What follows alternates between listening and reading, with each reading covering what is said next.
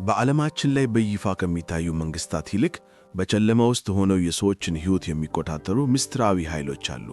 እነዚህ ኃይሎች ፖሊስ የላቸውም፣ ነገር ግን የራሳቸው የሆነ ጨካኝ ሕግ አላቸው። ፍርድ ቤት የላቸው፣ ነገር ግን ሞት የሚፈርዱባቸው የራሳቸው ዳኞች አላቸው። ስማቸው በሹክሹክታ እንጂ በጩኸት አይጣራም። አባላቶቻቸው በደም ቃል ኪዳን የተሳሰሩ ናቸው። አንዴ ወደዚህ ዓለም ከገቡ መውጫው አንድና አንድ ብቻ ነው፣ እርሱም ሞት ነው። ይህ ምስጢራዊ ማህበረሰብ ከደሃ ገበሬዎች ተነስቶ የዓለምን ምጣኔ ሀብት እስከ መቆጣጠር የደረሰው፣ ፖለቲከኞችን የገዛው፣ ዳኞችን የገደለው እና ታሪክን በደም የጻፈው ድርጅት ነው። ይህ ከዞኖስትራ ወይም በትርጉሙ የእኛ ጉዳይ በመባል የሚታወቀው የሲሲሊ ማፊያ ነው። ዛሬ የዚህን አደገኛና ምስጢራዊ ድርጅት ሙሉ ታሪክ ከመነሻው እስከ መውደቂያው ድረስ በጥልቀት እንመረምራለን። ለአንድ አፍታ ቪዲዮውን ላይክ እና ሰብስክራይብ በማድረግ ለድንቅ ታሪኮች ቻናላችን ድጋፋችሁን አሳዩን። የማፊያ ታሪክ የሚጀምረው በደቡባዊ ጣሊያን በምትገኘውና በሜዲቴራኒያን ባህር በተከበበችው ውብ የሲሲሊ ደሴት ውስጥ ነው። በ19ኛው መቶ ክፍለ ዘመን መጀመሪያ ላይ ሲሲሊ የተረገመች ምድር ነበረች። ለዘመናት በሮማውያን፣ በአረቦች፣ በስፔናውያን እና በተለያዩ የውጭ ወራሪዎች ስትገዛ የነበረች ደሴት ናት። በዚህም ምክንያት የሲሲሊ ሕዝብ በመንግሥትና በሕግ ላይ ፍጹም እምነት አልነበረውም። መንግሥት ማለት ቀረጥ ሰብሳቢና ጨቋን እንጂ ሕዝብን ጠባቂ አልነበረም። ስለዚህ ሕዝቡ ራሱን በራሱ መጠበት፣ የራሱን ፍትሕ በራሱ ክንድ ማምጣት ግድ ሆነበት። በ1812 ዓመተ ምህረት አንድ ትልቅ ታሪካዊ ክስተት ተፈጠረ። በሲሲሊ ውስጥ ለዘመናት ስር ሰዶ የነበረው የፊውዳል ሥርዓት ፈረሰ። መሬት ከጥቂት ባለባቶች እጅ ወጥቶ ለግለሰቦች መሸጥ ጀመረ። ብዙም ሳይቆይ በ1860 ዓመተ ምህረት ጣሊያን እንደ አንድ አገር ስትዋሃድ የሲሲሊ ደሴትም የዚች አዲስ አገር አካል ሆነች። ነገር ግን አዲሱ የጣሊያን መንግሥት ደካማ ነበር። በሲሲሊ ውስጥ በቂ ፖሊስ አልነበረም፣ ሕግ አስከባሪ አልነበረም። በገጠር አካባቢዎች ሽፍቶችና ወንበዴዎች እንደፈለጉ ይፈነጩ ነበር። መሬት የገዙት አዳዲስ ሀብታሞች ንብረታቸውን የሚጠብቅላቸው መንግሥታዊ ኃይል በማጣታቸው ከፍተኛ ፍርሃት ውስጥ ወደቁ። በዚሁ ጊዜ አካባቢ በ1800ዎቹ አጋማሽ ላይ ዓለምን የለወጠ አንድ አዲስ የንግድ ዘርፍ ተፈጠረ። በመላው አውሮፓና አሜሪካ የሚገኙ መርከበኞች ስከርቪ በተባለ የቫይታሚን ሲ እጥረት ምክንያት በሚመታ ገዳይ በሽታ ያልቁ ነበር። የዚህ በሽታ ብቸኛ መድኃኒት የሎሚና የብርቱካን ጭማቂ መሆኑ ሲረጋገጥ ሎሚ እንደ ወርቅ መቆጠር ጀመረ። ሲሲሊ ደግሞ በተለይም በዋና ከተማዋ በፓሌርሞ ዙሪያ ያለው ኮንካዶሮ ወይም የወርቅ ዛጎል በሚባል የሚታወቀው ለምለም ሸለቆ ሎሚ ዛፎች በብዛት የሚበቀሉበት ምድር ነበር። በአጭር ጊዜ ውስጥ የሲሲሊ የሎሚ እርሻዎች በዓለም ላይ እጅግ ከፍተኛ ትርፍ የሚያስገኙ የሀብት ምንጮች ሆኑ። ነገር ግን አንድ የሎሚ እርሻ እጅግ በጣም ተገላጭ ነው። የሎሚ ዛፍ ፍሬ ለመስጠት ከ7 እስከ 10 ዓመታት ይወስዳል።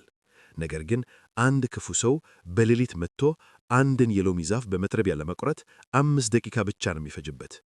የሕግ አስከባሪ በሌለበት ደሴት ሀብታም የሎሚ እርሻ ባለቤቶች ይህንን አስፈሪ አደጋ እንዴት ይከላከላሉ? መልሱ አጭር ነበር፤ የራሳቸውን የግል ጠባቂዎች መቅጠር። እነዚህ የሎሚ እርሻ ባለቤቶች በአካባቢው ላይ ስማቸው የገነነ፣ ፊታቸው ላይ ጠባሳ ያላቸው፣ ጠመንጃ ያነገቡና ማንም የሚፈራቸውን ጨካኝ ወንዶች መቅጠር ጀመሩ። እነዚህ ሰዎች ጋበሎቲ የመሬት ተቆጣጣሪዎች እና ካምፒየሪ የእርሻ ጠባቂዎች በመባል ይጠሩ ነበር። ሥራቸው እርሻውን ከሌቦችና ከሽፍቶች መጠበቅ ነበር። ፈረስ እየጋለቡ ሽሙጥ ታጥቀው እርሻውን ይቆጣጠራሉ። ሌባ ከመጣ ለፖሊስ አያሳውቁም። እዚያው እርሻ ውስጥ በራሳቸው ጠመንጃ ፍርድ ይሰጣሉ። ነገር ግን የሰው ልጅ ስግብግብነት ወሰን የለውም። እነዚህ ኃይለኛ ጠባቂዎች አንድ እውነት ተረዱ። የሎሚ እርሻ ባለቤቶቹ ምን ያህል ፈሪና ደካማ እንደሆኑ አዩ። ፖሊስም ሆነ መንግሥት ጣልቃ መግባት እንደማይችል አወቁ። ስለዚህ ጠባቂዎቹ ስልታቸውን ቀየሩ። ከእርሻው ባለቤት ዘንድ ይሄዱላ እንዲህ ይሉታል፣ እርሻህ በጣም አደገኛ ቦታ ላይ ነው። ትናንት ማታ ሽፍቶች ዛፎችን ሊቆርጡ መጥተው ነበር። እኛንን የመለስናቸው። ነገር ግን ከዚህ በኋላ ሙሉ ቀንና ሌሊት ለመጠበቅ ተጨማሪ ክፍያ ያስፈልገናል። ባለቤቱ እምቢ ካለ በሚቀጥለው ሌሊት የሎሚ ዛፎቹ ተቆርጠው ይገኛሉ። ውሃ መስመሮቹ ይደፈናሉ። ሎሚዎቹ መሬት ላይ ወድቀው ይበሰብሳሉ። ባለቤቶቹ ምርጫ አልነበራቸውም። ለመኖርና ለማትረፍ ለነዚህ ጠባቂዎች የጠየቁትን ገንዘብ መክፈል ጀመሩ። ይህ ድርጊት በኢጣሊያንኛ ፒዞ ወይም የጥበቃ ክፍያ በመባል ይታወቃል። ጠባቂዎቹ አሁን ጠባቂ መሆናቸውን አቆሙ። እነርሱ ራሳቸው አስፈራሪዎች፣ አፋኞችና ወንጀለኞች ሆኑ። ይህ ቅጽበት የሲሲሊ ማፊያ የተወለደበት ትክክለኛው ጊዜ ነበር። ማፊያ ማለት ወንበዴ ማለት አይደለም። ማፊያ ማለት ስልጣንን፣ ገንዘብንና ፍርሃትን ተጠቅሞ ህብረተሰቡን የሚቆጣጠር የተደራጀ ኃይል ነው። መልሱ አጭር ነበር፤ የራሳቸውን የግል ጠባቂዎች መቅጠር።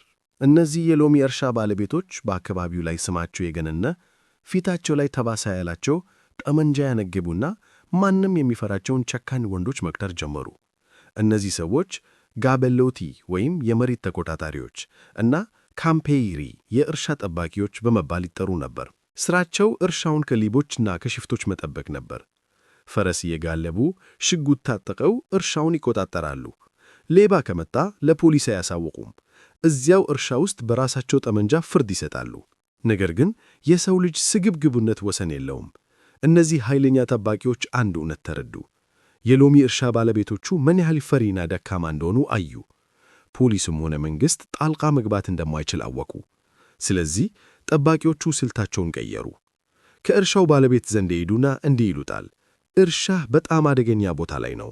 ትናንት ማታ ሽፍቶች ዛፎችን ሊቆርጡ መጥተው ነበር። እኛንን የመለስናቸው። ነገር ግን ከዚህ በኋላ ሙሉ ቀንና ሌሊት ለመጠበቅ ተጨማሪ ክፍያ ያስፈልገናል። ባለቤቱ እምቢ ካለ በሚቀጥለው ሌሊት የሎሚ ዛፎቹ ተቆርተው ይገኛሉ። የውሃ መስመሮቹ ይደፈናሉ። ሎሚዎቹ መሬት ላይ ወድቀው ይበሰብሳሉ። ባለቤቶቹ ምርጫ አልነበራቸውም። ለመኖርና ለማትረፍ ለእነዚህ ጠባቂዎች የተጠየቁትን ገንዘብ መክፈል ጀመሩ። ይህ ድርጊት በጣሊያንኛ ፒዞ ወይም የጥበቃ ክፍያ በመባል ይታወቃል። ጠባቂዎቹ አሁን ጠባቂ መሆናቸውን አቆሙ። እነርሱ ራሳቸው አስፈራሪዎች፣ አፋኞችና ወንጀለኞች ሆኑ። ይህ ቅጽበት የሲሲሊ ማፊያ የተወለደበት ትክክለኛው ጊዜ ነበር።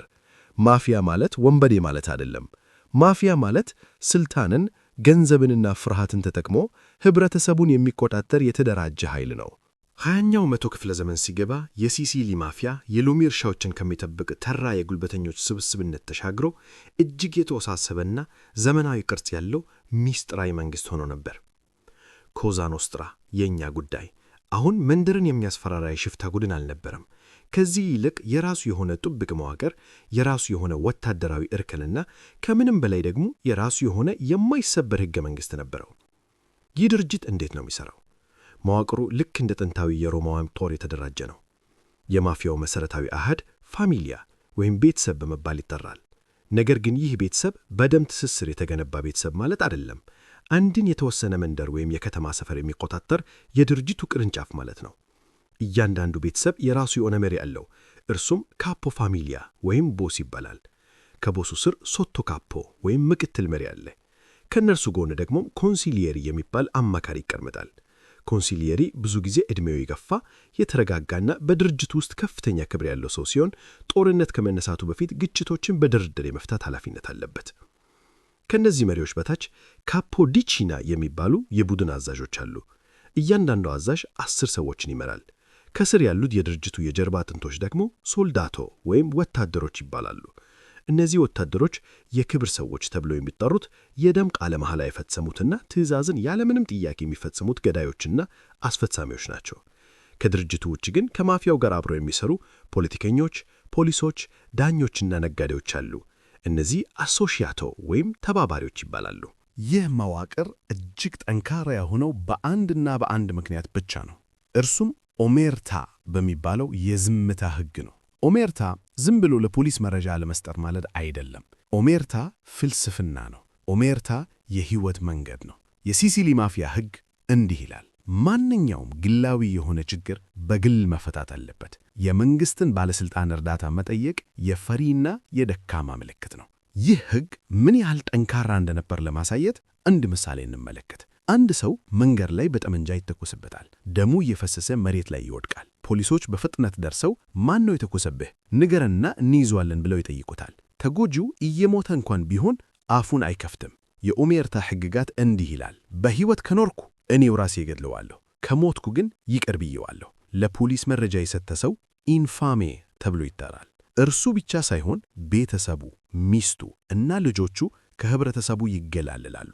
በዚህ የዝምታ ሕግ የተገነባው ማፊያ በ1900ዎቹ መጀመሪያ ላይ የሲሲሊን ማኅበራዊና ፖለቲካዊ ሕይወት ሙሉ በሙሉ ጠቅልሎ ያዘ። የካቶሊክ ቤተ ክርስቲያን ቄሶች ሳይቀሩ የማፊያውን ኃይል ያከብሩ ነበር። ፖለቲከኞች ምርጫ ማሸነፍ ከፈለጉ ወደ ማፊያው ቦስ ቤት ሄደው እጁን መሳም ነበረባቸው። ምክንያቱም የሲሲሊ ገበሬዎች ለማን ድምፅ መስጠት እንዳለባቸው የሚነግራቸው የማፊያው መሪ ነበር። ማፊያው ለአንድ ፖለቲከኛ 10,000 ድምፅ ይሰጠዋል። ፖለቲከኛው ምርጫውን አሸንፎ ወደ ሮም ፓርላማ ሲገባ በማፊያው ላይ የሚወጡ ሕጎችን ያጨናግፋል። የመንግሥት የኮንስትራክሽን ፕሮጀክቶች፣ መንገድ ሥራዎችና የውሃ መስመሮች ለማፊያው ኩባንያዎች እንዲሰጡ ያደርጋል። ይህ ፍጹም የሆነ የጥቅም ትስስር መንግሥትና ማፊያን አንድ አደረጋቸው። የዚህ ዘመን ትልቁና ታዋቂው የማፊያ መሪ ዶን ቪቶ ካሺዮ ፌሮ ይባላል። ዶን ቪቶ እንደ ዘመናዊዎቹ የማፊያ መሪዎች ጫካ የሚደበቅ ወይም የሚጮህ ሰው አልነበረም። እርሱ ቆንጆ ልብስ የሚለብስ የተማረ፣ ከንቲባዎችና ሚኒስትሮች ጋር እራት የሚበላ አንጋፋ ጌታ ነበር። በፓሌርሞ ጎዳናዎች ላይ ሲራመድ ሕዝቡ ቆፊያውን አውልቆ እጅ ይነሳው ነበር። በ1909 ዓመተ ምህረት የዶን ቪቶና የሲሲሊ ማፊያ ኃይል ዓለም አቀፍ ደረጃ መድረሱን የሚያሳይ አንድ አስደንጋጭ ክስተት ተፈጠረ። በአሜሪካ ኒውዮርክ ከተማ ውስጥ ጥቁር እጅ በመባል የሚታወቁት የሲሲሊ ስደተኛ ማፊያዎች ከፍተኛ ወንጀል እየፈጸሙ ነበር። እነዚህን ወንጀለኞች ለማጥፋት ጆ ፔትሮሲኖ የተባለ እጅግ ጀግናና ታዋቂ የኒውዮርክ ፖሊስ መርማሪ ወደ ሲሲሊ መጣ። ፔትሮሲኖ ወደ አንበሳው ጉድጓድ ብቻውን የገባ ጀግና ነበር። ዓላማው በሲሲሊና በኒውዮርክ ማፊያዎች መካከል ያለውን ግንኙነት ማጋለጥ ነበር። ነገር ግን ፔትሮሲኖ ሲሲሊ እንደገባ ማፊያዎቹ አወቁ። እያንዳንዱ እንቅስቃሴው ይጠና ነበር። የሆቴሉ አስተናጋጆች፣ የታክሲ ሹፌሮች፣ ሌላው ቀርቶ የፖስታ ቤት ሠራተኞች ሳይቀሩ ለማፊያው መረጃ ያስተላልፉ ነበር። መጋቢት 12 ቀን በ1909 ዓመተ ምህረት ምሽት ላይ ጆ ፔትሮሲኖ በፓሌርሞ ከተማ ውስጥ በሚገኘው ፒያዛ ማሪና አደባባይ ላይ መረጃ ሰጪውን ለመገናኘት ቆሞ ነበር። አየሩ ቀዝቃዛና ጨለማ ነበር። ድንገት ከጨለማው ውስጥ ሁለት ሰዎች ብቅ አሉ። ተኩስ አለ። 4 ጥይቶች ተተኮሱ። ጆ ፔትሮሲኖ አደባባዩ መሃል ላይ በደም ተዘፍቆ ወደቀ። ሕይወቱ ወዲያውኑ አለፈ። የፖሊስ ኃይሎች አደባባዩን አጥለቅልቁት። ነገር ግን ምንም የተገኘ ነገር አልነበረም። ገዳዮቹ እንደ አየር ተነተው ተፍተዋል። በዚያ አደባባይ ዙሪያ በመቶዎች የሚቆጠሩ ሰዎች ነበሩ። ሆቴሎች ነበሩ፣ ምግብ ቤቶች ነበሩ። ነገር ግን ፖሊስ ምን አያችሁ ብሎ ሲጠይቅ የ100 ሰዎች መልስ አንድ አይነት ነበር። ምንም አላየንም፣ ድምፅም አልሰማንም፣ እኛ እዚህ አልነበርንም። ይህ የኦሜርታ ጥንካሬ ነው። ዶን ቪቶ ካሺዮ ፌሮ ፔትሮሲኖን በራሱ እጅ እንደገደለው በኋላ ላይ በእስር ቤት ውስጥ በኩራት ይናገር ነበር። ፖሊሶች ዶን ቪቶን በግድያው ቢጠረጥሩትም ሊያስሩት አልቻሉም። ምክንያቱም ግድያው በተፈጸመበት ትክክለኛ ሰዓት ዶን ቪቶ ከአንድ ከፍተኛ የመንግሥት ባለሥልጣን ጋር ራት እየበላ ነበር። ባለሥልጣኑም ፍርድ ቤት ቀርቦ ዶን ቪቶ ከኔ ጋር ነበር ብሎ መሰከረ።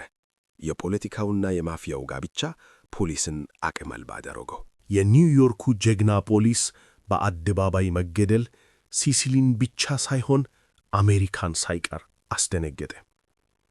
ማፊያው ፍጹም የማይደፈር በሕግ የማይጠየቅ እና ከማንኛውም መንግሥት በላይ የሆነ ኃይል መሆኑን ለዓለም አወጀ። በ1920ዎቹ መጀመሪያ ላይ ኮዛ ኖስትራ በድሎትና በሥልጣን ማማ ላይ ተቀምጦ ነበር። ሁሉም ነገር የነርሱ ነበር። ነገር ግን ይህ የማይደፈር የሚመስለው የዝምታ ግድግዳ በቅርቡ ሊናወጥ ነው። በሮም ከተማ ውስጥ አንድ መላጣ ጭንቅላት፣ የሚጮህ ድምፅ እና አምባገነናዊ አስተሳሰብ ያለው አዲስ መሪ ወደ ሥልጣን እየመጣ ነበር። ይህ ሰው ቤኒቶ ሙሶሊኒ ነበር። ፋሺዝም እና ማፊያ በአንድ ምድር ላይ አብረው ሊኖሩ አይችሉም። ሁለቱም ፍጹም ታዛዥነትን የሚፈልጉ አውሬዎች ናቸው።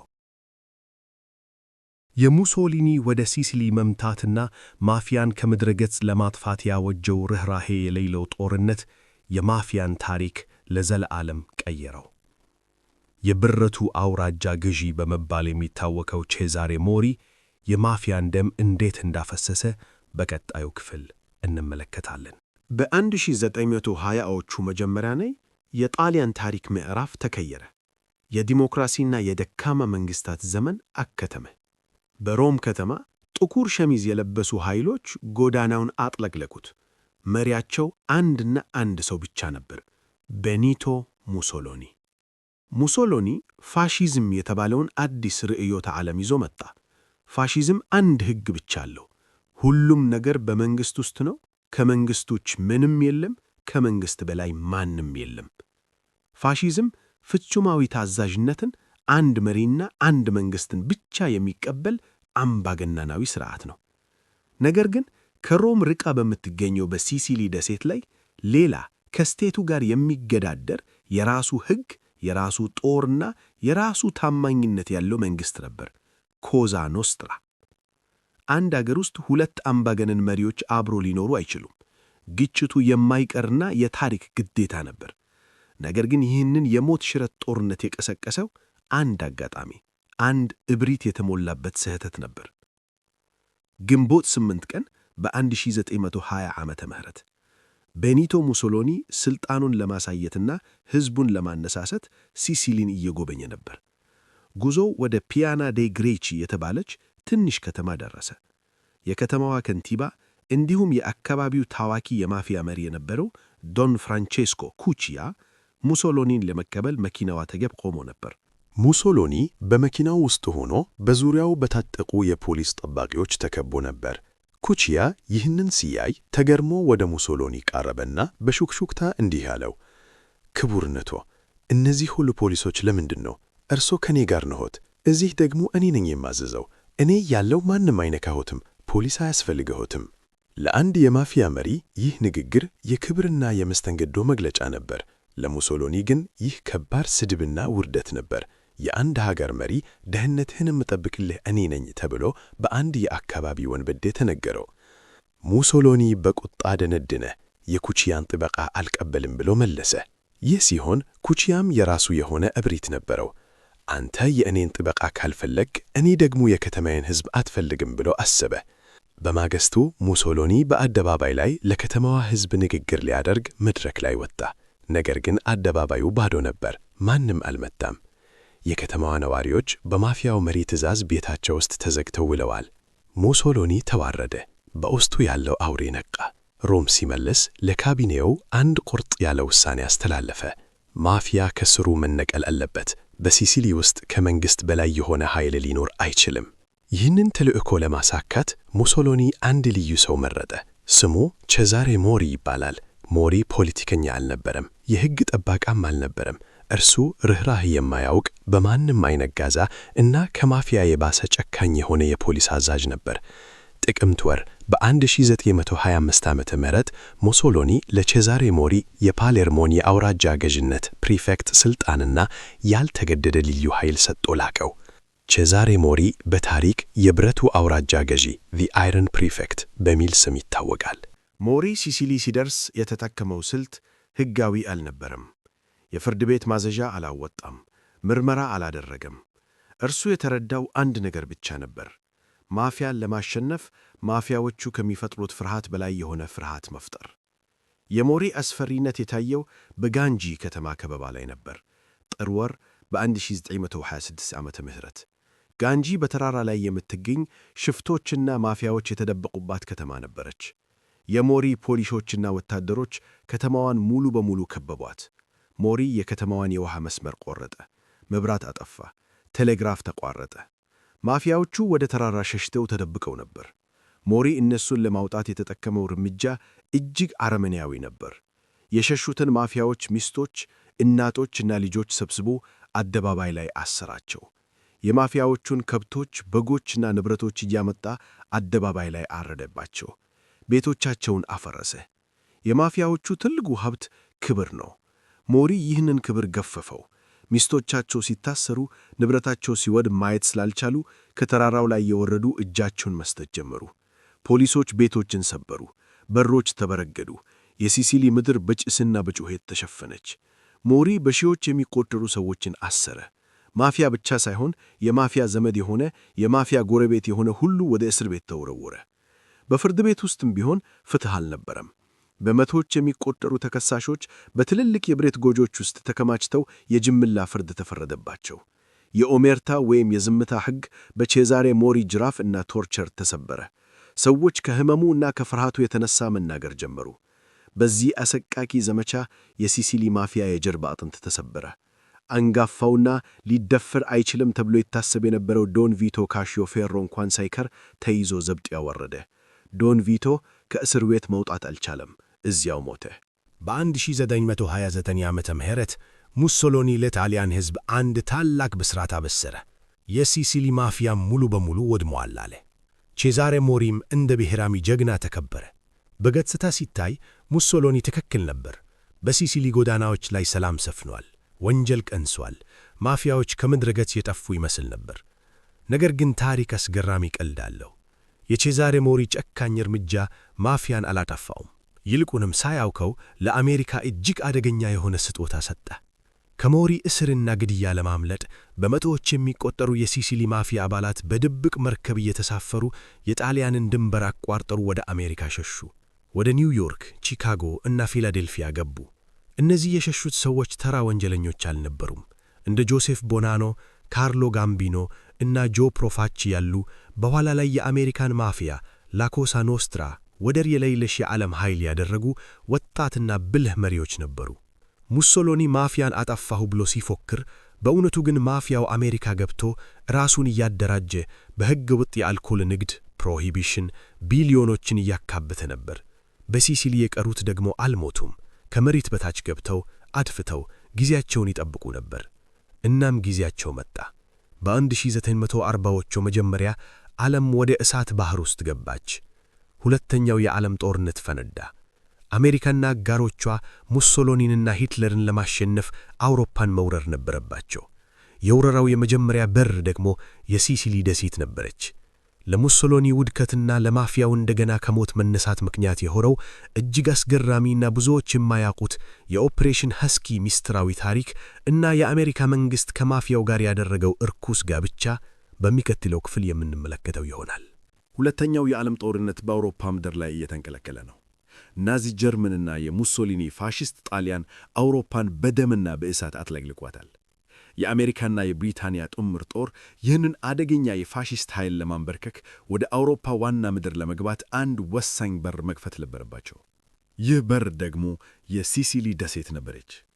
ይህ ታሪካዊ ወረራ ኦፕሬሽን ሀስኪ የሚል ምስጢራዊ ስያሜ ተሰጥቶታል። ነገር ግን የጦር አዛዦቹ አንድ ትልቅ ችግር ገጠማቸው። ሲሲሊ ተራራማ፣ የተወሳሰበችና የፋሽስት ጦር በከፍተኛ ሁኔታ የመሸገባት ደሴት ናት። አሜሪካውያን ወታደሮች መሬቱን አያውቁትም። የሕዝቡን ቋንቋ አይናገሩም። ማን ነው ጠላት? ማን ነው ወዳጅ? የትኛው መንገድ አቋራጭ ነው የሚለውን መረጃ የሚሰጣቸው የአካባቢው ሰው አስፈለጋቸው። በዚህ ወሳኝ ሰዓት የአሜሪካ የባህር ኃይል መረጃ ክፍል ኦፊስ ኦፍ ኔቫል ኢንቴሊጀንስ አንድ እብድ የሚመስል ሐሳብ አመነጨ። ስለ ሲሲሊና ስለ ጣሊያን ወዳቦች ሁሉንም ነገር የሚያውቀው ማን ነው? ማን ነው በሲሲሊ ውስጥ ከሙሶሊኒ ጋር የሞት ሽረት ጠላትነት ያለው? መልሱ ቀላል ነበር፤ ማፊያው። የአሜሪካ መንግሥት ወደ ኒውዮርክ ከፍተኛ ጥበቃ ወዳለው እስር ቤት አመረ። እዚያ እስር ቤት ውስጥ የአሜሪካን ማፊያን አደራጅቶ የቆጣጠር የነበረውና በወንጀል ተከሶ የታሰረው ታዋቂው ላኪ ሉቺያኖ ይገኝ ነበር። መንግሥትና ዋነኛው ወንጀለኛ ሚስጥራዊ ድርድር አደረጉ። ወደ ሲሲሊ ለምናደርገው ወረራ መረጃ ስጠን፣ በሲሲሊ ከሚገኙ ወዳጅህና የማፊያ መሪዎች ጋር አገናኘን፣ የሕዝቡን ድጋፍ አግኝልን፣ ይህንን ካደረክ እስራትህን እናቀልልሃለን ተባለ። ሉቺያኖ ተስማማ። ወዲያውኑ ትዕዛዞች ከኒውዮርክ እስር ቤት ወደ ሲሲሊ በድብቅ ተላለፉ። ሐምሌ 9 ቀን በ1943 ዓመተ ምህረት ሌሊት ላይ የሜዲቴራንያን ባህር በሺዎች በሚቆጠሩ የአሜሪካና የብሪታንያ የጦር መርከቦች ተሞላ። ሰማዩን የጦር አውሮፕላኖች ሸፈኑት። ኦፕሬሽን ሀስኪ ተጀመረ። የአሜሪካ ወታደሮች የሲሲሊን የባህር ዳርቻ ረግጠው ወደ ውስጥ ሲገቡ አንድ አስገራሚ ነገር ተፈጠረ። ከተሞችን ለመቆጣጠር ብዙም ደም አልፈሰሰም። ምክንያቱም የአሜሪካ ታንኮች ወደ አንዲት ከተማ ሲገቡ ከፊት ለፊት ኤል የሚል ፊደል የተጻፈበት ቢጫ ባንዲራ እያወለበለቡ ይቀበሏቸው ነበር። ይህ ኤል ፊደል ላኪ ሉቺያኖን የሚወክል ሲሆን እነዚህ የአሜሪካ ወታደሮች የእኛ ወዳጆች ናቸው፣ አትዋጓቸው የሚል የማፊያው ምስጢራዊ ምልክት ነበር። የሲሲሊ ማፊያዎች በቼዛሬ ሞሪ ዘመን ተደብቀው ከነበሩበት ዋሻና ከተራራ ውስጥ እንደ ጓጉንቸር ብቅ አሉ። አሜሪካውያኑን መንገድ መሯቸው። የፋሺስት ወታደሮች የተደበቁበትን ካምፕ አሳዩአቸው። የሲሲሊ ሕዝብ አሜሪካውያንን እንደ ነፃ አውጪ እንዲቀበል አደረጉ። በነሐሴ ወር በ1943 ዓመተ ምህረት አሜሪካ ሲሲሊን ሙሉ በሙሉ ተቆጣጠረች። ነገር ግን ትልቁ የታሪክ ስህተት የተሠራው ከጦርነቱ በኋላ ነው። አሜሪካውያን ሲሲሊን አስተዳደራዊ በሆነ መልኩ ለመቆጣጠር የሲቪል አስተዳደር AMGOT አላይድ ሚሊተሪ ገቨርንመንት ፎር ኦኩፓይድ ቴሪቶሪስ አቋቋሙ። የፋሺስት ከንቲባዎችና ባለሥልጣናት ሁሉ ከሥልጣናቸው ተባረሩ ወይም ታሰሩ። አሁን ከተሞቹን የሚያስተዳድር አዲስ ሰው አስፈለገ። አሜሪካውያን ፖለቲከኛ ይፈልጋሉ፣ ጸረ ፋሺስት የሆነ ሕዝቡን የሚያውቅ እና በአካባቢው ተሰሚነት ያለው ሰው። ማን ነው እነዚህን መመዘኛዎች የሚያሟላው? ማፊያው። ለአሜሪካ ወታደራዊ አዛዦች እነዚህ የማፊያ አለቆች ጥሩ ሰዎች ሆነው ታዩአቸው። ምክንያቱም በሙሶሊኒ ዘመን ታስረዋል፣ ተሰደዋል፣ ተንገላትተዋል። ስለዚህ የፋሺዝም ሰለባዎች ተብለው ተቆጠሩ። አሜሪካውያን በቼዛሬ ሞሪ ከእስር ቤት የተወረወሩትን ጨካኝ የማፊያ ገዳዮች ከእስር እየፈቱ የየከተማው ከንቲባ፣ የፖሊስ አዛዥ እና የሕዝብ አስተዳዳሪ አድርገው ሾሟቸው። ከነዚህ ውስጥ አንዱ ዶን ካሎጌሮ ቪዚኒ ወይም ዶን ካሎ ነበር። ዶን ካሎ የቪላ አልባ ከተማ የማፊያ አለቃ ነበር። አሜሪካ ታንክ ወደ ከተማዋ ሲገባ ዶን ካሎ በክብር ተቀብሎ አስተናገዳቸው። አሜሪካውያንም ወዲያውኑ የከተማዋ ከንቲባ አድርገው ሾሙት። የክብር የፖሊስ ማዕረግም ሰጥቶት። ይህ ድርጊት ለሲሲሊ ማፊያ ከሰማይ የወረደ መና ነበር። ማፊያው ሙሶሊኒ አጥፍቶት እያጣጣረ የነበረ በሞት አፋፍ ላይ ያለ ድርጅት ነበር። ነገር ግን የአሜሪካ ጦር ሳያውቅ የኦክሲጂን ማስክ አጠለቀለት፣ ስልጣን፣ የጦር መሳሪያ እና ሕጋዊነትን ሰጠው። ማፊያው ከመሬት በታች ከሚንቀሳቀስ ምስጢራዊ ድርጅትነት ወደ ሕጋዊ የመንግሥት አስተዳዳሪነት ተሸጋገረ። ዶን ካሎ እና መሰሎቹ ወዲያውኑ ሥራ ጀመሩ። የአሜሪካ ጦር የሚያከፋፍለውን የምግብ፣ የመድኃኒት እና የነዳጅ ራሽን ሙሉ በሙሉ ተቆጣጠሩት። ጥቁር ገበያ ብላክ ማርኬት አቋቋሙ። ሕዝቡ በረሃብ ሲሰቃይ እነርሱ እርዳታውን በውድ ዋጋ እየሸጡ በሚሊዮን የሚቆጠር ገንዘብ አተረፉ።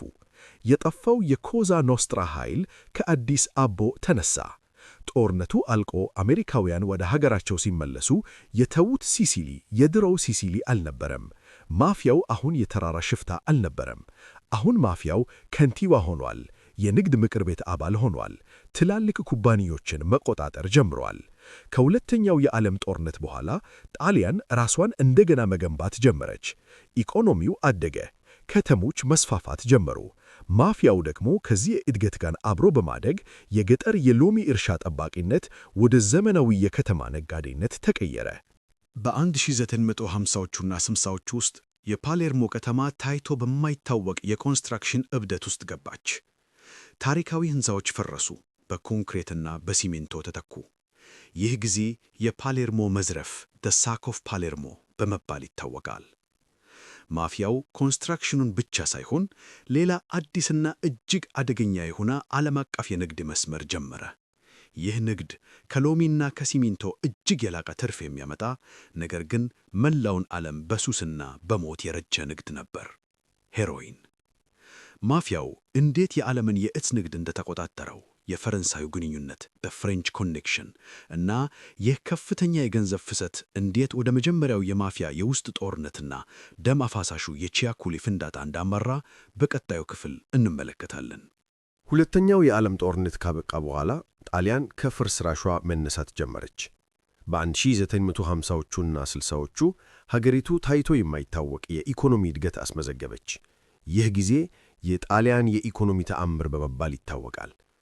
በሲሲሊ ዋና ከተማ በፓሌርሞ መንግሥት ከተማዋን ለማዘመን አዳዲስ መንገዶችንና ሕንፃዎችን ለመገንባት በሚሊዮን የሚቆጠሩ ሊራ የድሮው የጣሊያን ገንዘብ መድቦ ነበር። ነገር ግን ይህንን ገንዘብ የሚያስተዳድሩት ፖለቲከኞች ማን ነበሩ? በአሜሪካውያን እርዳታ ሥልጣን ላይ የወጡት በማፊያ የሚደገፉት ክርስቲያን ዴሞክራት የፖለቲካ ፓርቲ አባላት ነበሩ። ከነዚህ ውስጥ ዋናዎቹ ቪቶ ቻንቺሚኖና ሳልቮ ሊማ የተባሉ የፓሌርሞ የሕዝብ ሥራዎች ኃላፊዎች ነበሩ። እነዚህ ሰዎች ፖለቲከኞች ቢሆኑም ልባቸው ግን የኮዛ ኖስትራ ነበር። የማፊያው መሪዎች አንድ ቀላል የሂሳብ ቀመር ሠሩ። ሎሚ እርሻ መጠበቅ ጥሩ ነው፣ ነገር ግን የከተማ ኮንስትራክሽን መቆጣጠር ቢሊዮነር ያደርጋል። ስለዚህ ማፊያው የኮንስትራክሽን ኩባንያዎችን አቋቋመ። ቻንቺሚኖና ሊማ ደግሞ አብዛኛውን የመንግሥት የግንባታ ፈቃድ ኮንትራት ለእነዚህ የማፊያ ኩባንያዎች ብቻ መስጠት ጀመሩ። ይህ ሂደት በታሪክ የፓሌርሞ መዘረፍ በመባል ይታወቃል። የፓሌርሞ ከተማ ውብ የሆኑ ጥንታዊ ቪላዎች፣ አረንጓዴ ፓርኮችና ታሪካዊ ሕንፃዎች በሌሊት በቡልዶዘር እየፈረሱ ቦታቸው ላይ አስቀያሚ የሆኑ የኮንክሪት አፓርታማዎች ተገነቡ። ማፊያው ሲሚንቶን እንደ አዲስ ወርቅ ተጠቀመበት። ኩባንያዎቹ ጥራት የሌለው ሲሚንቶ ይጠቀማሉ፣ ዝቅተኛ ደሞዝ ይከፍላሉ፣ ትርፉን ግን ሙሉ በሙሉ ይወስዳሉ። ማንም ሰው ቅሬታ ማቅረብ አይችልም። ቅሬታ ያቀረበ ሰው በማግስቱ አስክሬኑ በመኪናው ግንድ ውስጥ ይገኛል። ኮዛ ኖስትራ በሲሚንቶ ንግድ ሀብታም ቢሆንም ዓይኑን ወደ ሌላ እጅግ አደገኛና ገቢው ወሰን የሌለው የንግድ ዘርፍ አዞረ። በ1950ዎቹ አጋማሽ በአሜሪካ የሚገኙ የማፊያ ቤተሰቦች በተለይም የጋምቢኖና የቦናኖ ቤተሰቦች አንድ ትልቅ ስብሰባ በፓሌርሞ ከተማ በሚገኘው ግራንድ ሆቴል ዴ ፓልም አደረጉ። አጀንዳው አንድ ነበር። አሜሪካ ውስጥ የሄሮይን ሱስ አድጓል። ሄሮይንን ወደ አሜሪካ በድብቅ ማስገባት ቢሊዮን ዶላሮችን ያመታል። ነገር ግን አሜሪካኖቹ ማፊያዎች ይህንን ሥራ በቀጥታ መስራት አይፈልጉም፣ ምክንያቱም የፖሊስ ጥበቃው ጠንካራ ነው። ስለዚህ ሥራውን የሲሲሊ ወንድሞቻቸው እንዲሰሩት ተስማሙ። ይህ አሰራር የፈረንሳዩ ግንኙነት (The French Connection) ተብሎ ይጠራ ነበር። የሲሲሊ ማፊያዎች የኦፒየም እጽዋትን ከቱርክና ከመካከለኛው ምስራቅ በድብቅ ያመጣሉ። ከዚያም በፈረንሳይ ማርሴይ ከተማ በሚገኙ ምስጢራዊ ላቦራቶሪዎች ውስጥ ወደ ንጹሕ ሄሮይንነት ይቀይሩታል። በመጨረሻም ሄሮይኑን በብርቱካን ሳጥኖች፣ በጣሳ የታሸጉ ዓሳዎች እና በልብስ ስፌት ማሽኖች ውስጥ ደብቀው በኒውዮርክ ወደቦች በኩል ወደ አሜሪካ ያስገቡታል። ገንዘቡ እንደ ጎርፍ መፍሰስ ጀመረ። የሲሲሊ ማፊያ አባላት በአንድ ጀንበር ሚሊዮነሮች ሆኑ። ውድ መኪኖችን መንዳት፣ የሐር ሱፍ ልብሶችን መልበስ እና በትላልቅ ሆቴሎች ውስጥ መኖር ጀመሩ። ነገር ግን ገንዘብ ሲበዛ ስግብግብነት ይመጣል። ስግብግብነት ደግሞ ደም መፋሰስን ያመጣል። ሄሮይንን ማን ይቆጣጠራል? የኮንስትራክሽን ኮንትራቱን ማን ይወስዳል? በሚለው ጥያቄ ላይ በማፊያ ቤተሰቦች መካከል መቃቃር ተጀመረ። ይህ መቃቃር በ1960ዎቹ መጀመሪያ ላይ የመጀመሪያው የማፊያ ጦርነት The First Mafia War በሚባለው አሰቃቂ ደም መፋሰስ አደገ። ጦርነቱ የፈነዳው በአንጄሎ ላባርቤራ እና በሳልቫቶሬ ግሬኮ የማፊያ ቤተሰቦች መካከል ነበር። ምክንያት የሆነው ደግሞ ወደ አሜሪካ የተላከ አንድ የሄሮይን ጭነት መጠፋቱ ነበር። ሁለቱም ወገኖች እርስ በርሳቸው ተወነጃጀሩ። ተኩስ ተከፈተ። የፓሌርሞ ጎዳናዎች የጦር ሜዳ ሆኑ። መኪናዎች በቦምብ ፈነዱ። የማፊያ አባላት ሬስቶራንት ውስጥ ሲመገቡ በጠመንጃ ተረሸኑ። ይህ ጦርነት የኦሜርታን ሕግ እንኳን ሳይቀር የጣሰ ማፊያው በማፊያው ላይ የሚያደርገው የእርስ በርስ እልቂት ነበር። ነገር ግን ይህ ጦርነት መላውን የጣሊያን መንግሥት ካንቀላፋበት የቀሰቀሰ አንድ አሳዛኝ ክስተት ፈጠረ። ሰኔ 30 ቀን በ1963 ዓመተ ምህረት ቺያኩሊ በምትባል የፓሌርሞ ዳርቻ ከተማ አንዲት አልፋ ሮሚዮ መኪና መንገድ ዳር ቆማለች።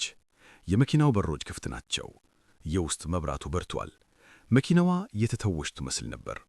ነገር ግን ይህች መኪና ለሳልቫቶሬ ግሬኮ የተዘጋጀች ገዳይ ወጥመድ ነበረች። አንድ ስም የለሽ የስልክ ጥሪ ወደ ፖሊስ ጣቢያ ተደወለ። ቺያኩሊ ውስጥ አጠራጣሪ መኪና ቆማለች የሚል መልእክት ተላለፈ።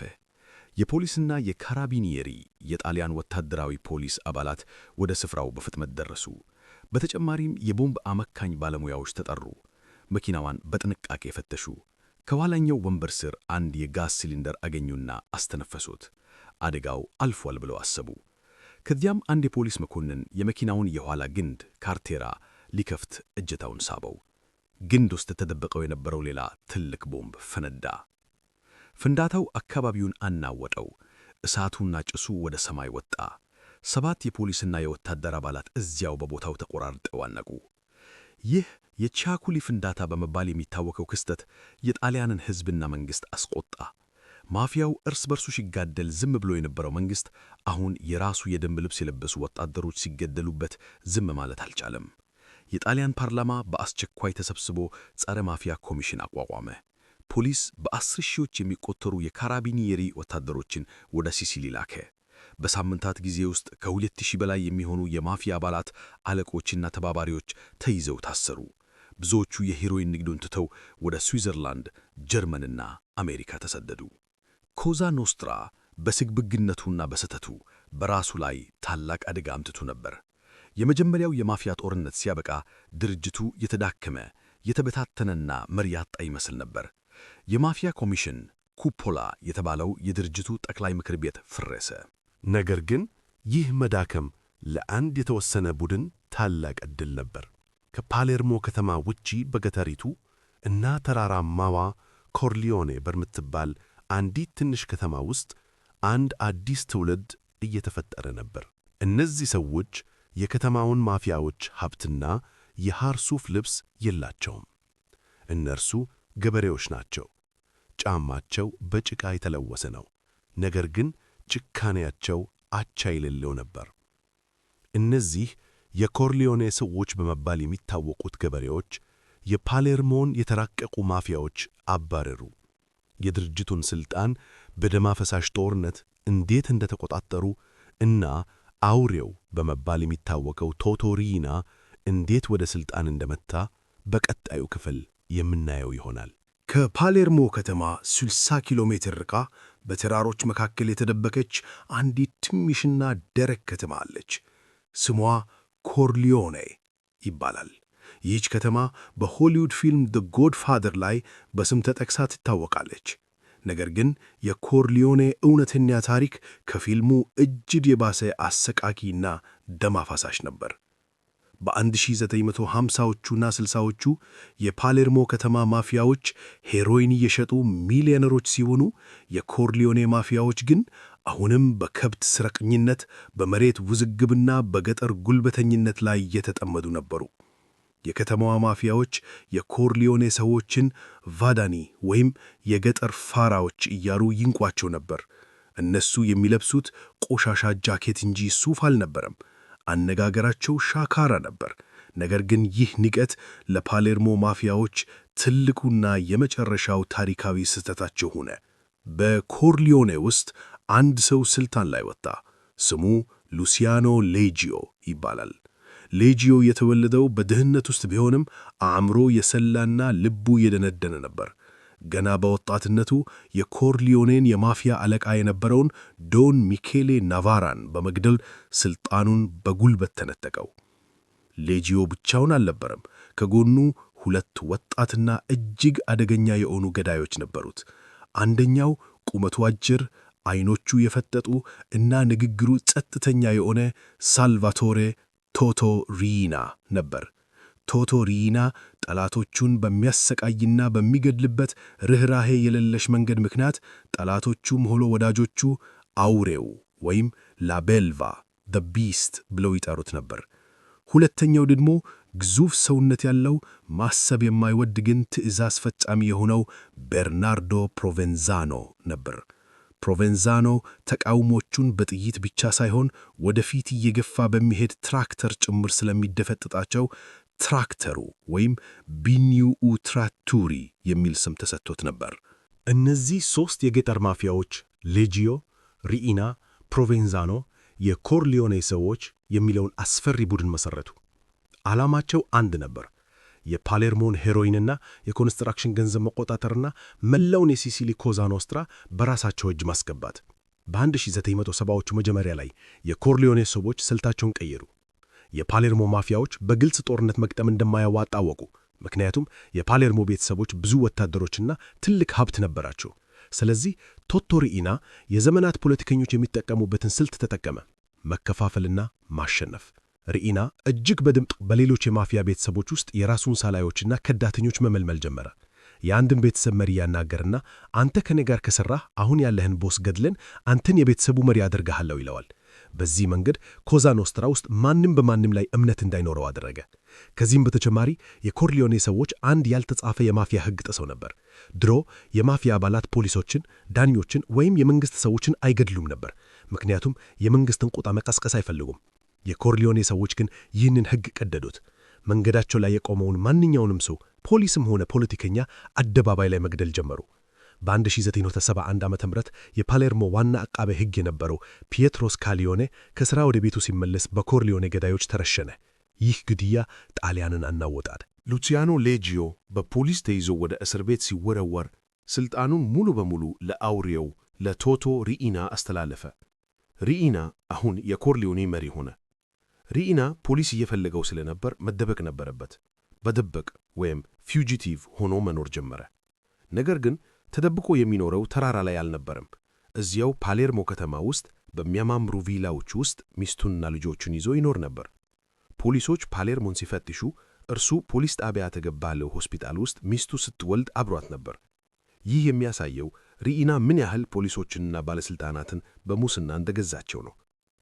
በ1970ዎቹ መገባደጃ ላይ በማፊያው ከፍተኛ ምክር ቤት ውስጥ ውጥረት ነገሰ። ምክር ቤቱን የሚመሩት የፓሌርሞ አንጋፋ መሪዎች እንደ ስቴፋኖ ቦንታዴ እና ሳልቫቶሬ ኢንዘሪሎ ያሉት ነበሩ። ቦንታዴ የፓሌርሞ ልዑል በመባል የሚታወቅ የተማረ እንግሊዝኛ የሚናገርና ከፍተኛ የፖለቲካ ትስስር ያለው ሰው ነበር። ቦንታዴና ኢንዘሪሎ የኮርሊዮኔ ገበሬዎች ከቁጥጥር ውጭ የሆኑ መምጣታቸውን ተረዱ። ሪኢና ሄሮይን ንግዱን ትርፍ ብቻውን መውሰድ ጀመረ። የቦንታዴን ሰዎች በድብቅ ማስገደል ጀመረ። ቦንታዴ ይህንን ሲያውቅ ቶቶ ሪኢናን ለማስገደል ወሰነ። ነገር ግን ቦንታዴ ያላወቀው አንድ ትልቅ ምስጢር ነበረ። ሪኢና ከቦንታዴ አንድ እርምጃ ቀድሞ ነበር። ሪኢና የቦንታዴን የቅርብ ወዳጆች፣ የገዛ ቤተሰቡ አባላትን ሳይቀር አስቀድሞ በገንዘብና በፍርሃት ገዝቷቸው ነበር። ቦንታዴ ሪኢናን ለማስገደል ሲያቅድ የገዛ ወታደሮቹ ሄደው ለሪኢና ይነግሩት ነበር። በ1981 ዓመተ ምህረት ኤፕሪል ወር ቶቶ ሪኢና ሁለተኛው የማፊያ ጦርነት የተባለውን የእልቂት አዋጅ አወጀ። ይህ ጦርነት ግን እንደ መጀመሪያው ጦርነት አልነበረም። ይህ ጦርነት የኮርሊዮኔ ሰዎች በፓሌርሞ ማፊያዎች ላይ ያደረጉት ጅምላ ጭፍጨፋና የዘር ማጥፋት ነበር። ጦርነቱ የጀመረው በሚያዝያ 23 ቀን ነው። ስቴፋኖ ቦንታዴ የፓሌርሞ ልዑል የልደቱን በዓል አክብሮ በአዲሱና በውድ መኪናው አልፋ ሮሜዮ ወደ ቤቱ እየተመለሰ ነበር። በመንገድ መብራት ላይ ሲቆም አጠገቡ አንድ ሞተር ሳይክል ቆመ። በሞተር ሳይክሉ ላይ የነበሩት የኮርሊዮኔ ገዳሮች ነበሩ። ከመካከላቸው አንዱ ፒኖ ግሬኮ ጫማው የተባለውና የሪኢና ዋና ገዳይ የነበረው ክላሽንኮፍ ጠመንጃውን አውጥቶ ቦንታዴን በክላሽንኮፍ ጥይት በሳሰው። የፓሌርሞ ልዑል በመኪናው ውስጥ በደም ተዘፈቆ ሞተ።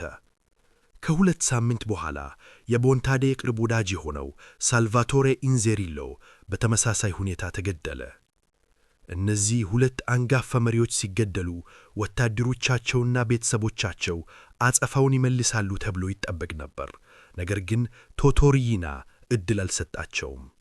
ሪኢና ያወጣው ትዕዛዝ እጅግ አረመኔያዊ ነበር።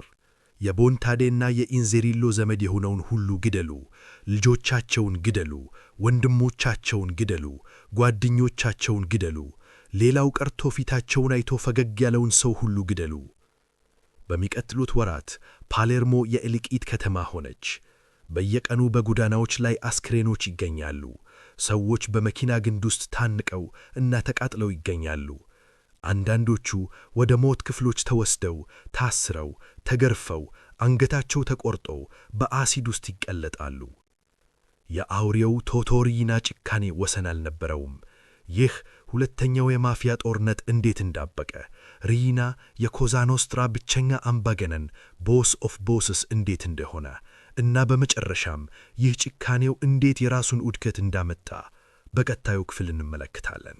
የስቴፋኖ ቦንታዲና የሳልቫቶሬ ኢንዘሪሎ መገደል ሁለተኛው የማፊያ ጦርነት መጀመሩን የሚያበስር የሞት ደወል ብቻ አልነበረም። ይህ ጦርነት ተብሎ የሚጠራው በስህተት ነው። ጦርነት ማለት በሁለት እኩል ኃይሎች መካከል የሚደረግ ውጊያ ነው።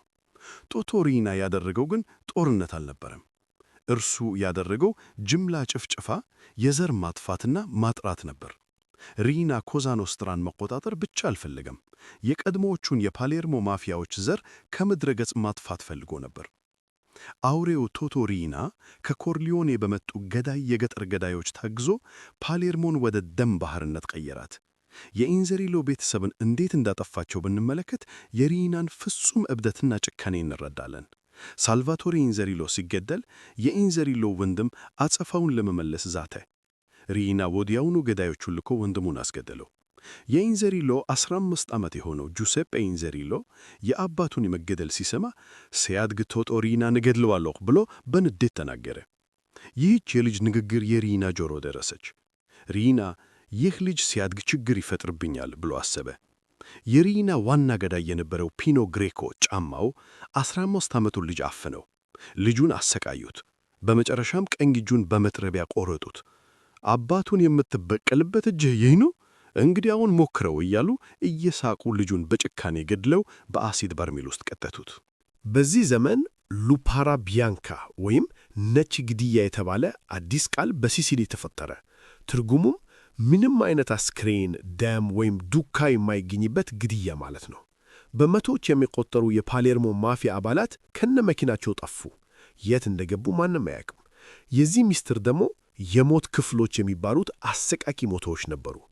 ከነዚህ የሞት ክፍሎች ውስጥ አንዱን የሚያስተዳድረው ፊሊፖ ማርኬሴ የተባለ አእምሮ የታመመ እና ሰውን በማሰቃየት ደስታን የሚያገኝ የሪኢና ታማኝ ገዳይ ነበረ። በፓሌርሞ ከተማ ውስጥ በሚገኝ ፒያዛ ሳንቴራስሞ በተባለ አደባባይ አጠገብ ማርኬሴ አንድ ምስጢራዊ መጋዘን ነበረው። የሪኢና ጠላቶች ታፍነው ወደዚህ መጋዘን ይመታሉ። ፊሊፖ ማርኬሴ ተጎጂዎቹን ወንበር ላይ ያስራል። ከዚያም በገመድ አንገታቸውን እያነቀ ይገድላቸዋል። ማርኬሴ ሰዎችን በሚያንቅበት ሰዓት ድምፅ እንዳይሰማ ሬዲዮ ይከፍታል። አልፎ አልፎም የኮኬን እጽ ውስጥ ነበር። ተጎጂው ከሞተ በኋላ አስክሬኑ በአሲድ በተሞላ ትልቅ በርሜል ውስጥ ይጨመራል። ከጥቂት ሰዓታት በኋላ ስጋ፣ አጥንትና ጸጉር በአሲዱ ይቀልጥና ውሃ ይሆናል። ከዚያም ውሃው ወደ ባህር ወይም ወደ ፍሳሽ ማስወገጃ ቱቦ ይደፋል።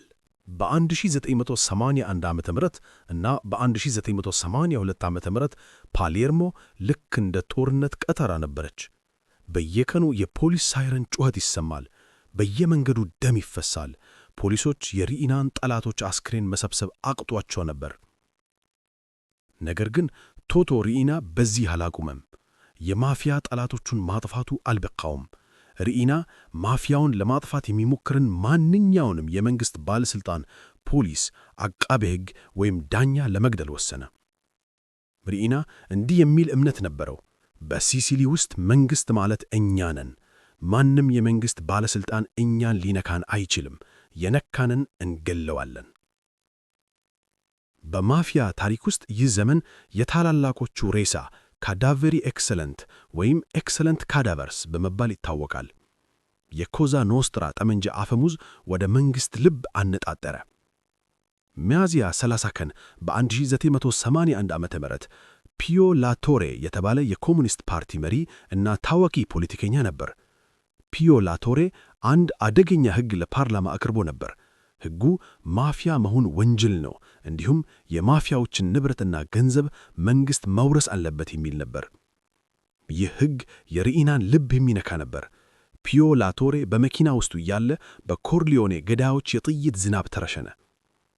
የጣሊያን መንግሥት ታገሰ። በመጨረሻ ግን ፍርሃትና ቁጣ ተቀላቀለበት። ሲሲሊ ከጣሊያን መንግሥት ቁጥጥር ውጭ ይሆናለች። ይህንን እብደት ለማስቆም መንግሥት አንድ ታላቅ ጀግና ወደ ፓሌርሞ ላከ። ስሙ ጄኔራል ካርሎ አልቤርቶ ዳላ ኪዬዛ ይባላል። ጄኔራል ዳላ ኪዬዛ የጣሊያን ጸረ ሽብር ኃይል አዛዥ የነበረ እና ከዚህ በፊት ቀይ ብርጌድ የተባሉትን አደገኛ አሸባሪዎች ያጠፋ የተከበረ የጦር ሰው ነበር። መንግሥት ጄኔራል ዳላ ኪዬዛን በብረቱ አውራጃ ገዢ በሚል ማዕረግ ልክ እንደ ድሮ ቼዛሬ ሞሪ ያደረገው ፓሌርሞ ላይ ሾመው። የፓሌርሞ ሕዝብ ጄኔራሉ ሲመታ ተስፋ አደረገ። አሁን ማፊያው ያበቃለታል ብለው አሰቡ። ጄኔራሉ ሥራውን ጀመረ። የማፊያዎችን ባንክ አካውንት መመርመር ጀመረ። ትላልቅ የኮንስትራክሽን ባለሀብቶችን ማሰር ጀመረ። ነገር ግን ቶቶ ሪኢና ቼዛሬ ሞሪ የገጠማቸው አይነቱ የድሮ ማፊያ አልነበረም። ሪኢና ጄኔራልን የሚፈራ ሰው አይደለም።